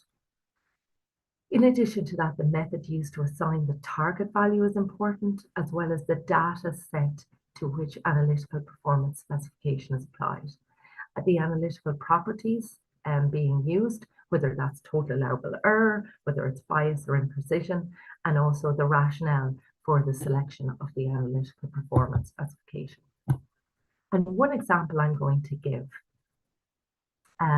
where I was troubleshooting with some of our customers, and this will really speak to some of the role of the routine lab in here and some of the aspects to really hone in on. On the left of your screen, you can see a screenshot from the College of American Pathology, and that's the accuracy-based lipid scheme, the ABL scheme. And what you can see really here is that there's a number of analytes that have asterisks beside them and a number of analytes that do not. The analytes that have the asterisks, it says here that these have been evaluated against the reference method. So the values that have been added and inputted into the CAP scheme for those analytes with an asterisk have been developed from the reference method. So that's great. We can definitely stand by that. But the analytes that have not, then we don't know how they were generated. And that's very, very important. And the table on the right, which was part of information that was sent to me by a customer in France, where we were troubleshooting an issue that they said that they had looked at some of the lot-to-lot specifications for the cholesterol, the HDL cholesterol. And they were asking, we were going into depth on what the lot-to-lot specifications were in Beckman Coulter. And they provided me this EQA scheme that they were using. But as I looked at the EQA data, we can see here that there's B24, B25, two different samples, right? We can see here that the reference method was used, beta quantification. However, you can see here for one of the samples, there was a bias for the Beckman Coulter analyzer from the target of -7, almost -8%, versus practically zero for the other sample. So there's no reason why two samples like that should be so different when the reference method was used and the same manufacturer's method was used. And the only explanation for this is some type of a sample matrix or commutability issue. So it's very important when you're looking at your EQA schemes and you're assessing EQA data for lot-to-lot, that you take a real holistic approach. So that brings me to section 2 of this presentation, and that's what the manufacturer's commitment is to lot-to-lot testing. So the responsibility of the manufacturer and end user laboratory is the international drivers. So what are those international drivers that dictate how we do our lot-to-lot testing and what our responsibility is? So it is the responsibility of the IVD manufacturers, such as Beckman Coulter, to ensure that the calibrators they provide are traceable, like I said, to CRMs or reference method procedures, to comply with requirements, whether that be FDA or CE mark, and also professional society guidelines, such as AACC or IFCC or the Joint Committee for Traceability and Laboratory Metrology, the JCTLM. We're also responsible for in-house methods where no higher order method or material is available. So as I said previously, not all of our analytes have a higher order material or method that we can pull to be able to anchor our material. So we anchor it by internal methods. So all of this is required by ISO 15189 and ISO 17025. And so a couple of other ISO requirements that I just want to call out, I guess. The first one is, the unbroken chain of traceability. We've spoken about that already. The next piece is on uncertainty. There was a working group for a couple of years under Dr. Graham White in relation to this. So the ISO procedure was released then quite recently in the last number of years with respect to the uncertainty. And then the final one here in the final bullet point, which is the ISO 21151, which defines the requirements for international harmonization protocols, which ensures that equivalent results across different in vitro diagnostic medical devices are generated when higher order reference materials are unavailable. So that's exactly what I'm speaking about. So for example, where Beckman Coulter has their own master calibrator and how we ensure that that is anchored well. This slide just represents some of those metrology and traceability stakeholders that we have as a manufacturing organization and also as customers who we need to engage with. So how do Beckman minimize their lot-to-lot variability? So there's a couple of different elements to this. The first element is minimizing our supplier material changes. So really, we have to establish rigorous qualification procedures for all of our raw material suppliers to ensure that we have consistent quality and specifications. So this is a real challenge at the moment and has become a global challenge to ensure that we have a continuity of supply of these raw materials. And it's become so much of a challenge that for many of our critical raw materials, if not all of our critical raw materials, we have dual manufacturers. And this is identified for some of our analytes, such as the apolipoprotein A and B. We've actually identified that within the IFU to flag to our customers that you will see some variability as we switch between suppliers.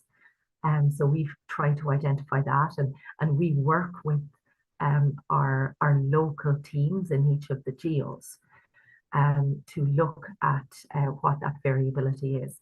And I'll speak to what we do within value assignment to minimize variabilities like that, where we have multiple suppliers. And we have to have multiple suppliers in order to have continuity of supply. So each lot of the critical raw material undergoes extensive testing against predefined specifications before it is released. So element 2 here is really where we win as a manufacturer, where we look at the comprehensive calibrator and reagent value assignment and also the bridging. So just looking at the different elements of this. So the calibrator system, first of all, and maintaining a highly characterized and stable master calibrator. So this is the internal manufacturer's master calibrator that serves as the ultimate reference from all production lots. So this master may be traceable to an international reference material or method if they exist for the analyte. The next piece is crucial, which is the value assignment of new calibrator lots. So new calibrator lots are assigned values by running them concurrently with the master calibrator. And obviously, as I said in prior slides, we send our master calibration to reference laboratories to ensure that we have that anchor. Or if there's a reference material available, every time we have a new lot of calibrator, we run the NIST standard or the CRM when it's available to us. This process involves testing a panel of patient samples across the analytical measuring range on both the master and the new calibrator lot to ensure we have agreement across the range. This process also involves running EQA samples and the reference material, as I said.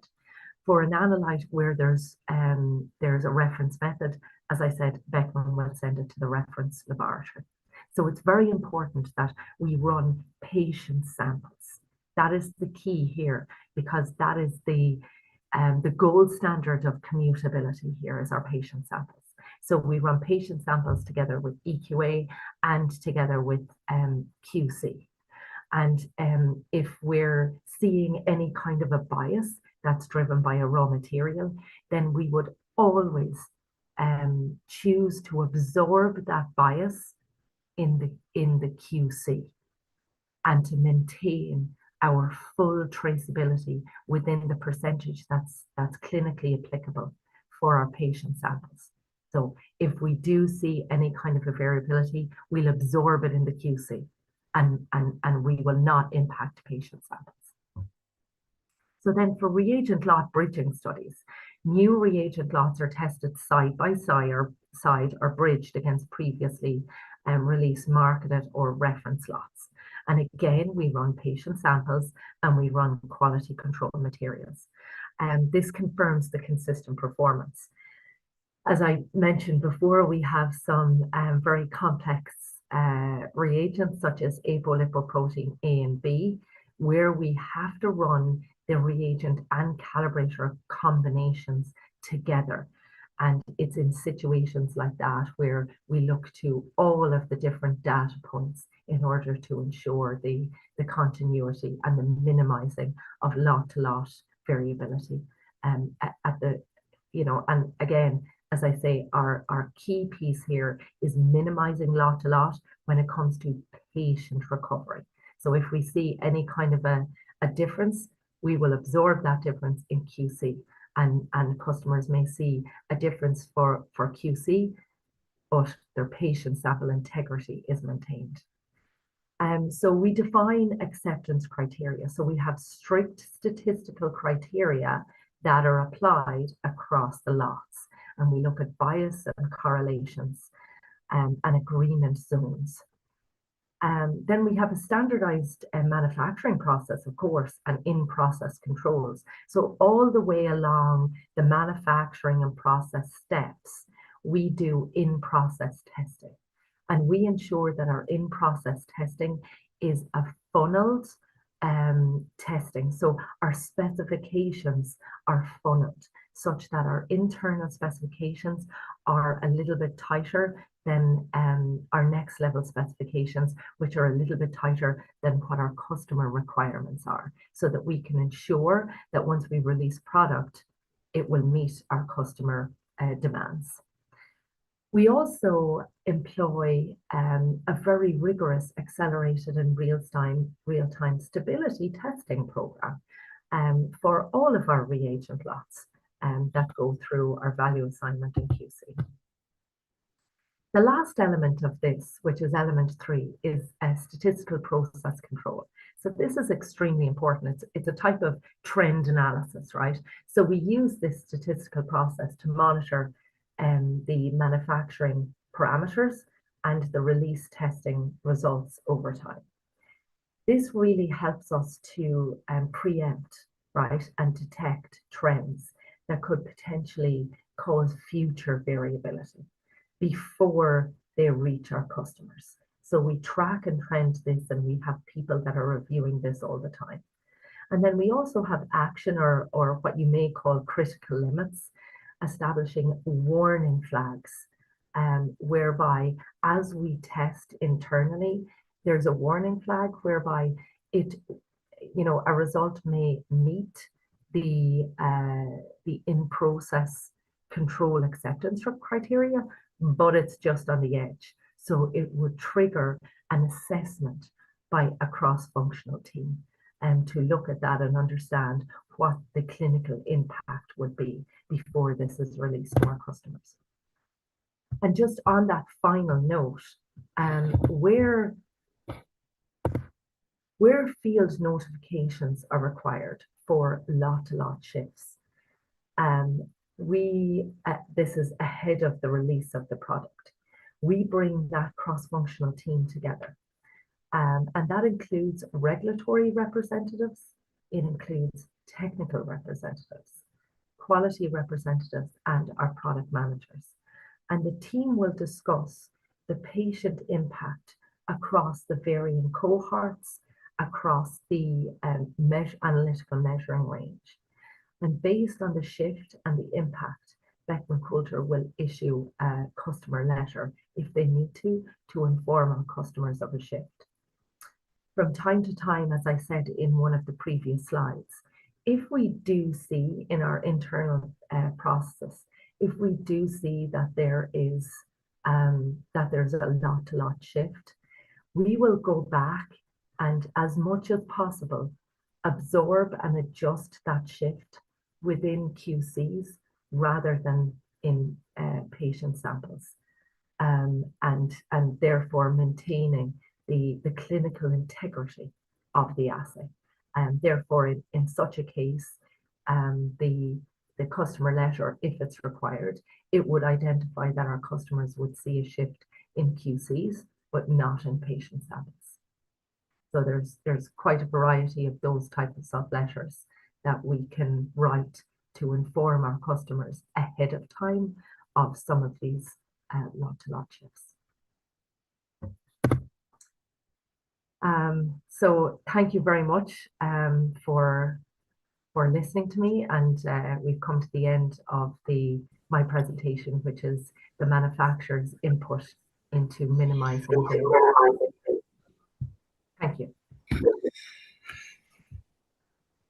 Thank you, Dr. Dagner.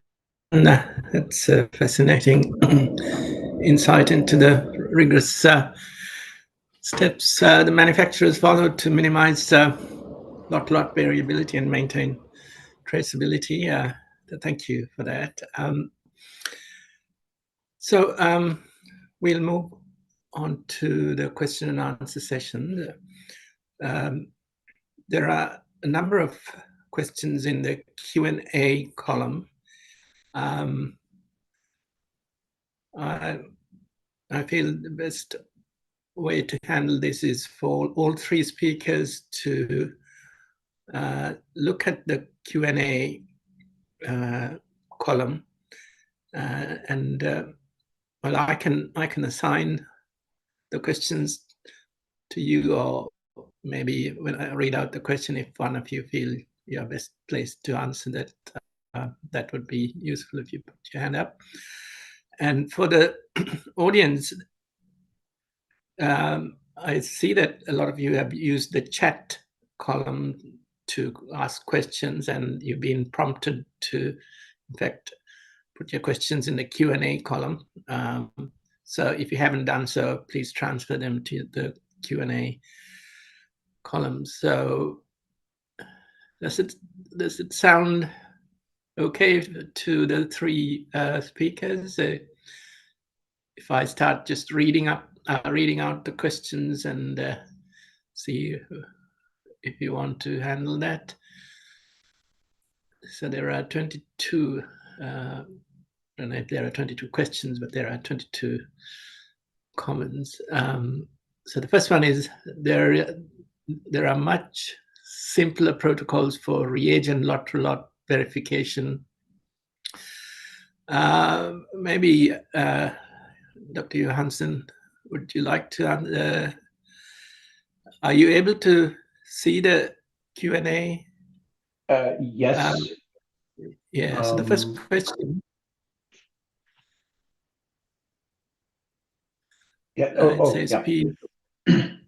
I don't know the details of the protocol that's being referred to, but I saw it earlier and looked it up. My understanding is that it's a broader type of protocol. It relies also on QC materials and may also be applicable for research labs, which is different. So the short answer is I don't have an opinion, but I don't think it's solving the exact same problem as EP26. Okay, thank you. Next question is for clinical samples, use for lot-to-lot variation test. Do we need to include samples from normal people, that is non-patient, healthy individuals, I suppose, or from community? Either of you can answer that, Rob or Jesper. Okay. So I mean, it's really a question of what you really have available. You certainly don't need to go out and get specimens on normal people or community specimens. You know, it's really what the specimens which you actually have available. But it is always difficult to ensure that you are able to detect maybe a problem which is which only affects a subset of patients. So I mean, for example, we had this as an issue last year. So Beckman may be aware of this, that there was an issue. In fact, it was earlier this year, I think, or last year. Anyway, a problem with the bicarbonate method, where patients with very high LDHs were getting falsely high bicarbonates, and it was creating major problems for our renal patients. it was specific to particular lot numbers. So yes, it was actually a lot-to-lot variation in the reagent. Quite what the problem was at the end, we don't know. There was a notification that went out, but certainly, yes, when we had done our lot-to-lot assessment, we had just used any patients which were available. We don't go through and choose patients with a high LDH or a high icterus level or a high lipemia or anything of that nature. So I think, I think the answer is, well, you really just, that the minimum is you just use the patients that you have available, but there is always this possibility of there being a particular problem group of patients which is not picked up by just choosing random patients which are available. I mean, do you recall this issue from the Beckman side? The issue of the bicarbonate and the LDH? Absolutely. Yeah, that was one of our biggest issues in the last 15 years. So Right. absolutely. Okay. Okay. Yeah. So why? I mean, so I'm interested. So obviously, it's from the customer side. How do you think that there was something that Beckman could have done to have picked up that problem? Yeah, so and there is, because we've implemented it now, and that's why everybody still has bicarbonate. That we were able to do some testing to stop certain lots going out. So we've implemented that now. So the tricky thing about this one was that it, as we know now, and there will be some information on this in the near future. Due to the investigations, we've locked down what the raw material issue was. But to your point, lot to lot with raw materials. Now we have lots going out because we have certain parameters and testing parameters in place that would never have been thought to be required, prior to now. And you could say this about any reagent as we change suppliers and things like that. But definitely from a design change perspective, as we change raw materials now, we have far more in-depth and complex hoops for our suppliers to jump through, so that we don't encounter anything like this again. As I said, it was the biggest issue in 16 years of my time with the company. Thank you for that. So the next question is for HbA1c. Let's say if we use D10 bar analyzer, how would you carry out the lot-to-lot reagent? Because it has many variables. Each shipment cartridge, different lot reagent, one different reagent, two also different. Is there any constant factor that we can rely on? Not quite sure how I understand that question. Is anyone, Rob or Jesper, able to address that? Well, I mean, I suspect, yes, if you've got, lots of variables and everything is changing, you just really have to, again, try your best. That, I mean, if we don't use the D10, but if this was a situation, I would say, well, you probably just have to look at the try to minimize, obviously, the changes, and then perhaps just look at the shipments, look at it at a shipment point of view. That would be the minimum, would be the shipments. But I'm not a bit, if each shipment contains different lots, then yes, I see this as being problematic. But it might be something that you might want to discuss with Bio-Rad then, about that they need to match particular items together and so that it becomes easier for you to manage. You certainly can't have 5 or 6 different balls in the air at the same time. Okay, specifically addressed to you, Rob, a very generic question. How much maximal allowable bias that was reliable?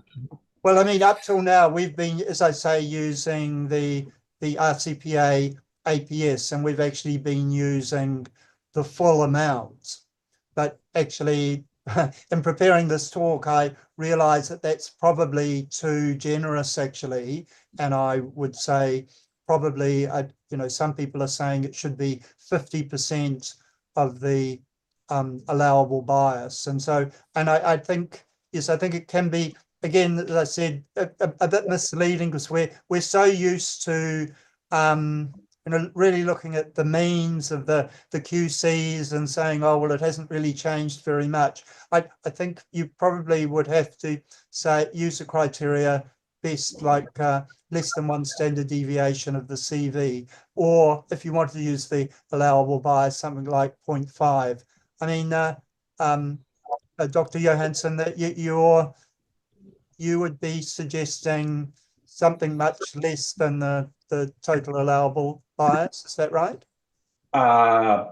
I think as a general approach, I think this needs to be a risk-based approach. And it's also related to the previous question that this is a complex world, and the protocol and a lot of the things we've been discussing are sort of generalized for the simpler cases. Having stricter criterion is theoretically beneficial, is often very impractical. And if you have consistent experience that things behave well, you can probably loosen the criteria to lessen the workload. If you have a history of problems, either from your specific lab or in literature or other sources, I would narrow the criterion and increase the frequency of testing. So I think it all goes back to risk management. And that is a dynamic activity, in my opinion. Anytime you learn something new, you have to go back and reassess. So the general guidance is, yes, it should be less than the total bias. It may not be feasible, and it may not be worth the effort to test that every time if the risk is low. Thank you. Next question. I'm a clinical pathologist. My question is for Rob Hawkins. How much maximum allowed bias that was allowed? I think that's the same question. Is it the same person? I don't know. Yeah.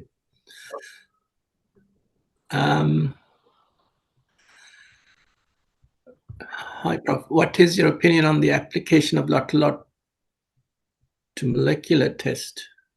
The test is so expensive and very frequent change by manufacturer. Thank you. Not quite sure what. I mean, I think again, it's really the same. What Dr. Johansson was saying, really, that it's a question of risk management, really, and it depends on what the use of the test is, and I think you really have to go through that whole risk approach, but it also has to be feasible and workable. I would say certainly from my understanding, and having been an inspector for both ISO and CAP, is that basically it's a question of you deciding on a policy and an approach, and then following that. That's what you will be audited against, is what you wrote in your quality manual. And so again, don't set the bar too high, but you do actually have to do something. Both ISO and CAP require you to do something. So it has to be something which is workable and feasible, and really going through the risk assessment and deciding on what works for you is the best. And what works for you may be different to what works in another laboratory. So as long as you can justify your choices, you should be fine. Okay, thank you. Next question, can you share an example for lot-to-lot comparison for qualitative testing? and semi-quantitative test. That's probably for Rob.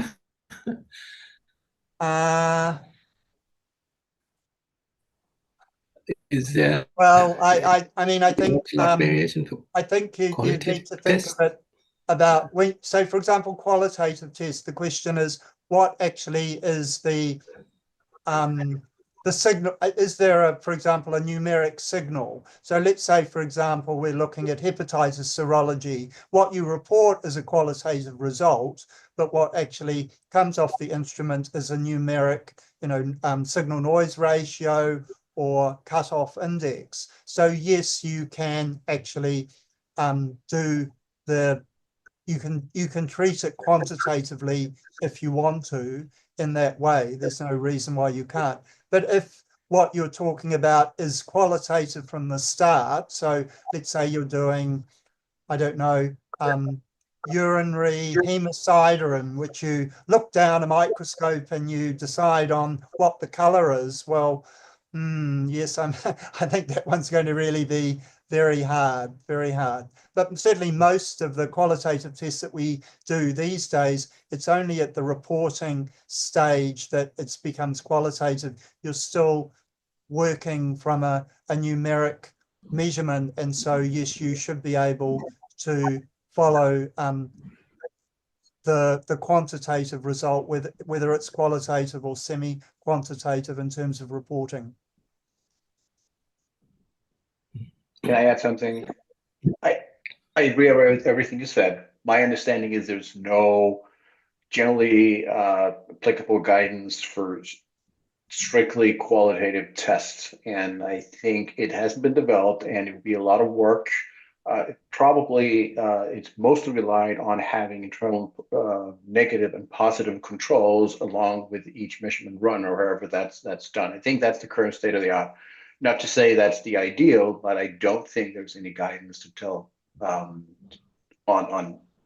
qualitative tests, except for the ones, as Robert, you mentioned, where you have an internal continuous response and you can do all the assessment using that if that's available. Thank you. Next question: to judge clinically accepted, can we get advice from any doctors instead of pathologists? Doctors that will interpret and attending patients in a hospital as specialists, not pathologists.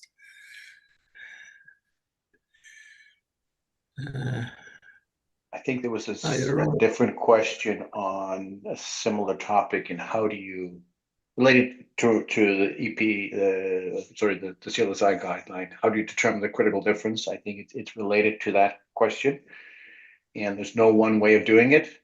In my opinion, there's some general guidance out there, which is sound, but it's not very specific. So I think the short answer to the question is yes. Talk to the people using the results, find out what they need.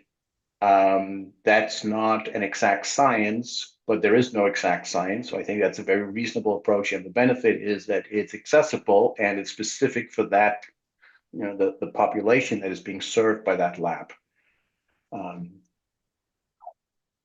if I may, from a manufacturer's point of view, and I can speak to Beckman Coulter, we have medical scientific departments that work with us every day on clinical impact, and to look at the different cohorts when we're talking about, impact to lot or something else, that will be advising us. And these are pathologists, former pathologists, former clinical biochemists across IDN laboratories that Beckman employ to ensure that where there are impacts, that we are informing our customers as to what that is.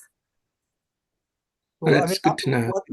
What I would say is that I think, yes, you certainly want to get feedback from the clinicians in terms of the risk assessment, and that's certainly something which you are factoring in terms of deciding. But at the end of the day, the decision maker about, are you actually going to be accept that batch, yes or no, that has to be made by a laboratory professional. That can't be delegated to the clinicians and, well, Dr. Smith is happy to take these results, so yes, he's making the decision. That isn't going to stand up in a court of law. So yes, we can listen to what the clinicians have to say and factor that in, but we as scientists need to, take responsibility for making those decisions. Thank you, Rob. I think the next question is a repeat of a previous question. Next one, do you have any suggestion or opinion on how to evaluate or calculate long-term CV example over 6 months when there is a,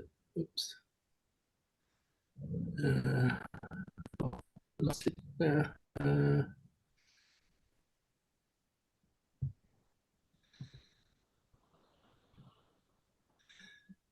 long-term when there are significant QC shifts which has been done and showed minimal or no effect on patient samples for each lot change. So talking about a gradual drift, I think Rob addressed that. Anyway, do you want? Well, to... I mean, I think I can understand the problem. I mean, I think these days, in a sense, we have a problem that the CVs are getting tighter and tighter and tighter, and therefore that's why we're now able to see and all get very excited about these shifts. 20 years ago or 10 years ago, you weren't able to pick up, the effect of a recalibration or a reagent lot change, while now, because the assays are so precise, it's jumping off the Levy-Jennings plot at you. So I think the CVs, though, one would expect that the CVs would should be quite consistent. So if you need to calculate the CV relative to the mean for that particular lot, and then you can actually do a calculation of the CV, adding the well, not just literally adding them together, be the square root of the sum of all the different CVs added together to come up with a grand CV mean from memory, I think. Somebody can correct me in terms of the mathematics, but I think isn't that the sort of way you could do this, I think.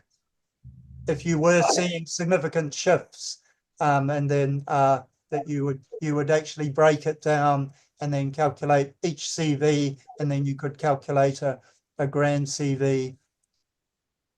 It should be possible mathematically.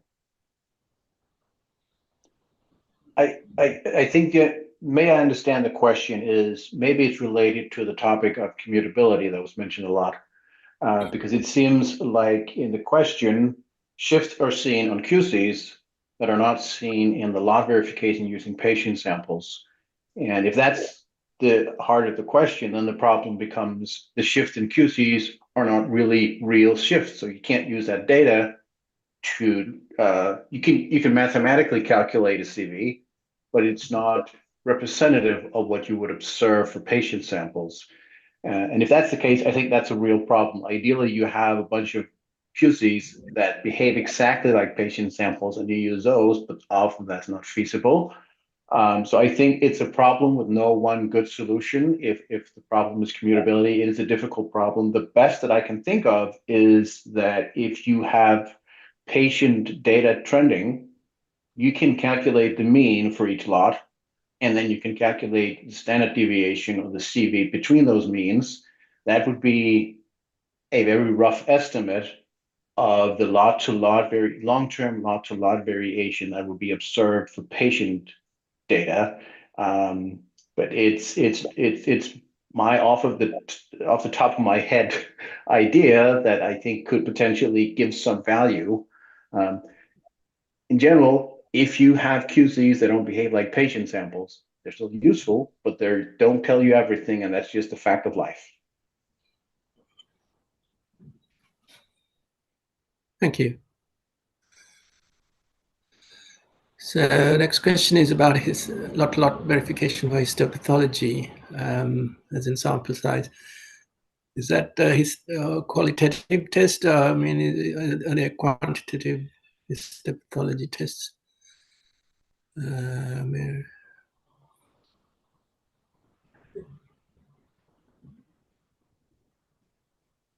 Like the IHC analyzer may restrict parallel testing. Yeah, I'm not quite sure if this is different to the previous question about purely qualitative tests, or are they quantitative histopathology tests?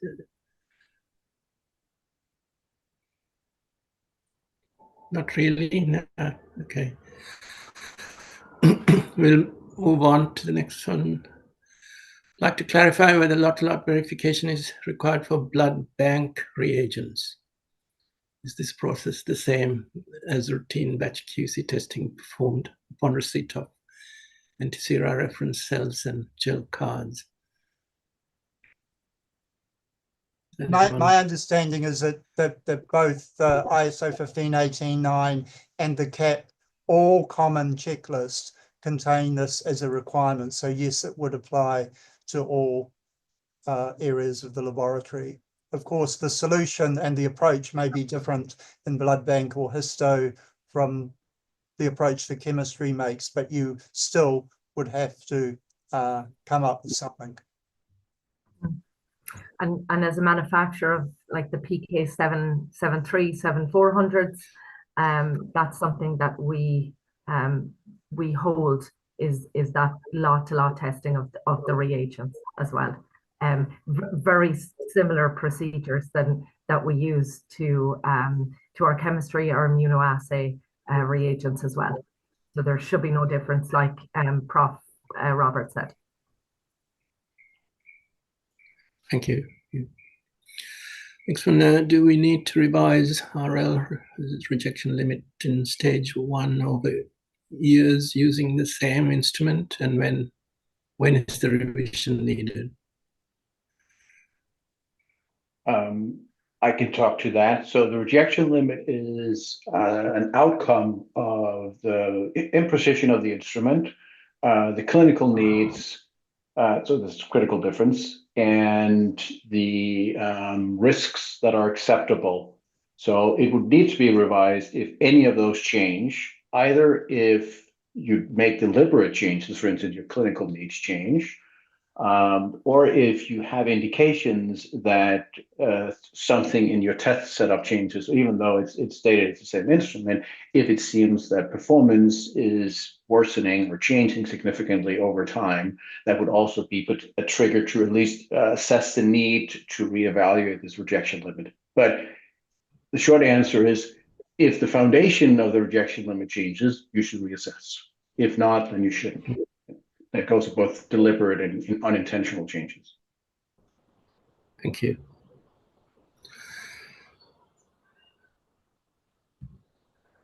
Next one.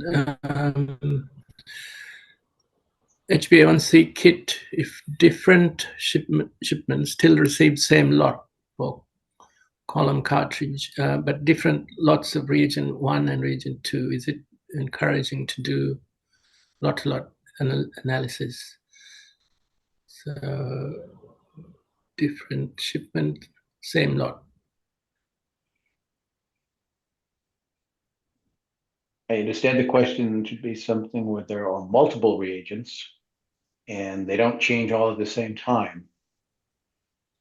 And I'd say from a purely theoretical point of view, every time you do a change, you should assess it. From a practical point of view, I would defer back to the risk management approach, is do what makes sense in your scenario. And I can't talk to the specifics. If you need to do lot change assessment twice a day, that's probably not beneficial. If this happens once every 6 months, then it's probably beneficial to do it. Yeah, thanks. Next one, all of these related to data for someone new? What should he or he need to get more thorough understanding, not just the task, what need to be done?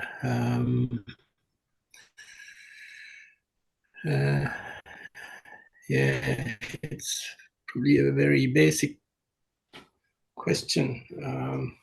Not sure if anyone wants to answer that. I mean, what I would say is, I mean, I think if you want to read one article on this, which is quite readable and relevant, would be the one from Doug Cheshire, published in Clinical Biochemist, and that's available free online if you look that one up. So I think that's a good starting point and gives you an idea of what you should do. Thank you. Excuse me.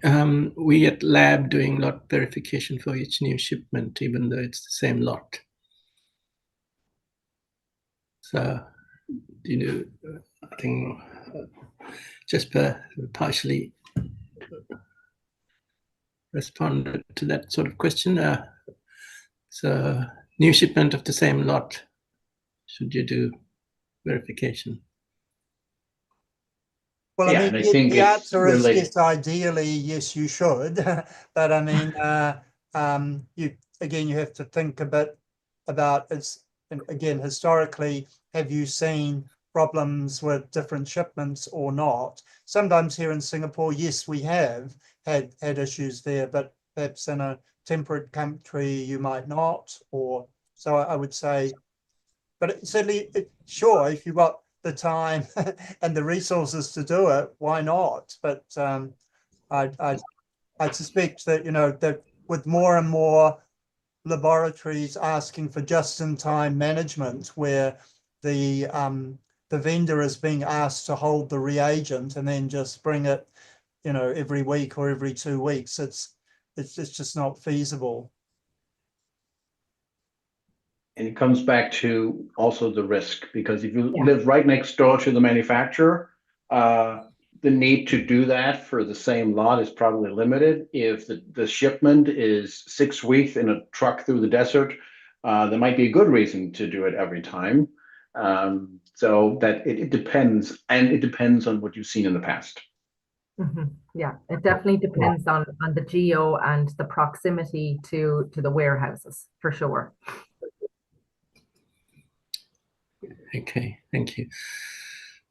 How reliable on total allowable error for lot-to-lot verification? How much reliance on total allowable error?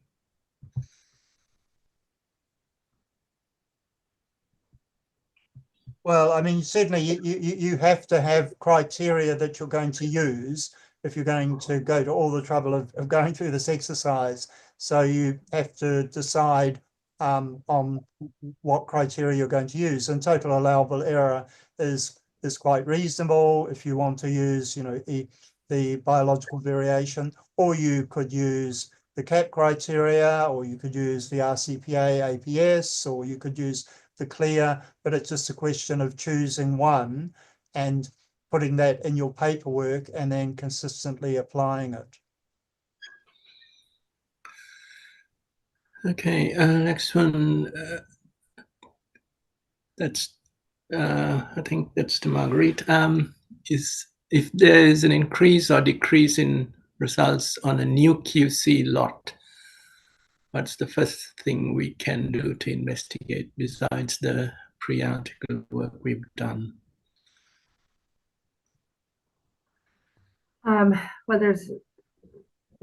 there's multiple things that you can do, really, and I suppose really it's looking at the QC material. If you're repeatedly getting a high value or a low value, you kind of have to look and see. Usually QC material is not specific for an analyte, right? Other than the likes of HbA1c or something like that.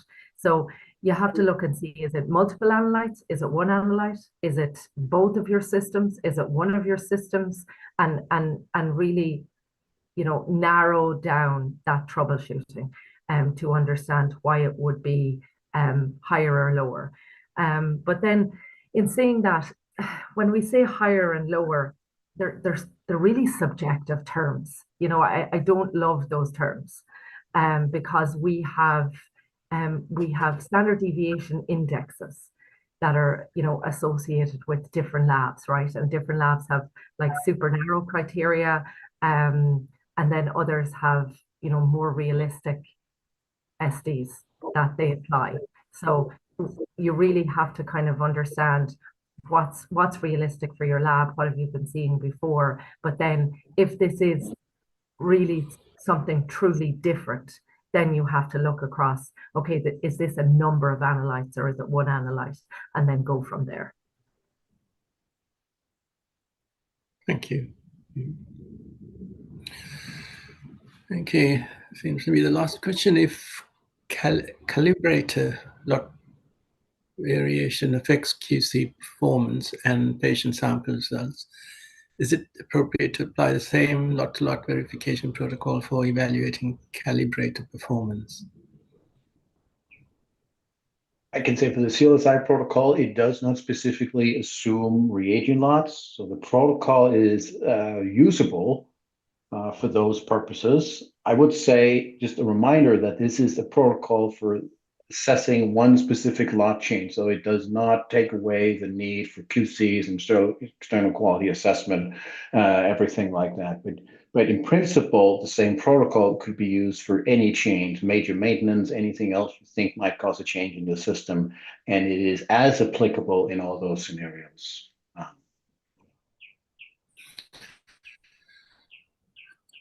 Okay, I think we've come to the end of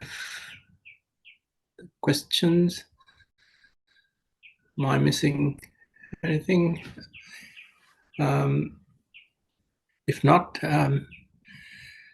let me thank the speakers once again. We had 3 excellent lectures, all aspects of lot-to-lot variation, and it's been very informative. And we'd like to thank each one of you, Rob Hawkins, Margarita Dignan, and Jesper Johansson. Thank you very much, and I'd like to give my thanks as well as that of IACC and APFCB. And thank you to the audience for your participation, for your questions.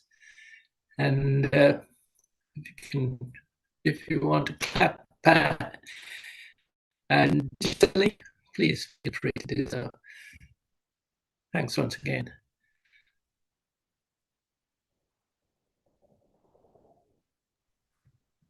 Thank you. Thank you.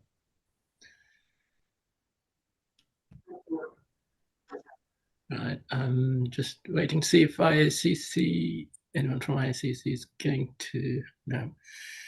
If not, thank you so much, and maybe we'll Thank you. meet again. Thank you so much, I can Dr. see Sam. Yeah, Dr. Yep. Jansen and Marguerite.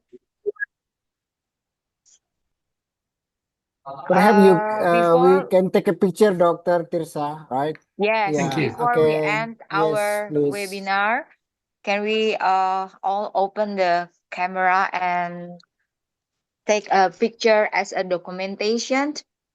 We truly appreciate and thank you so much for all the excellent presentations and also excellent hosting for Dr. Sam. Moderating.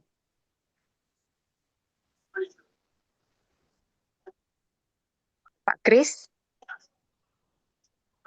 are you ready? Yes, Doc. Thank you.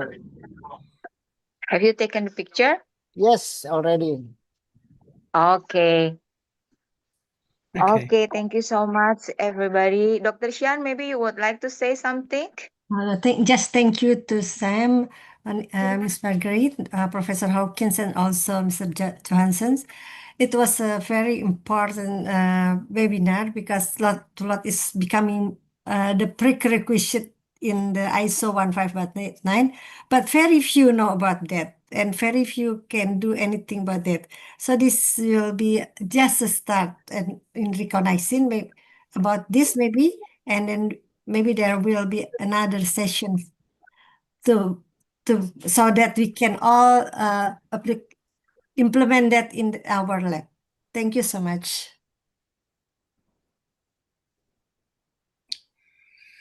Thank Okay, you. thank you. Thank you, and Bye. Bye, everyone. the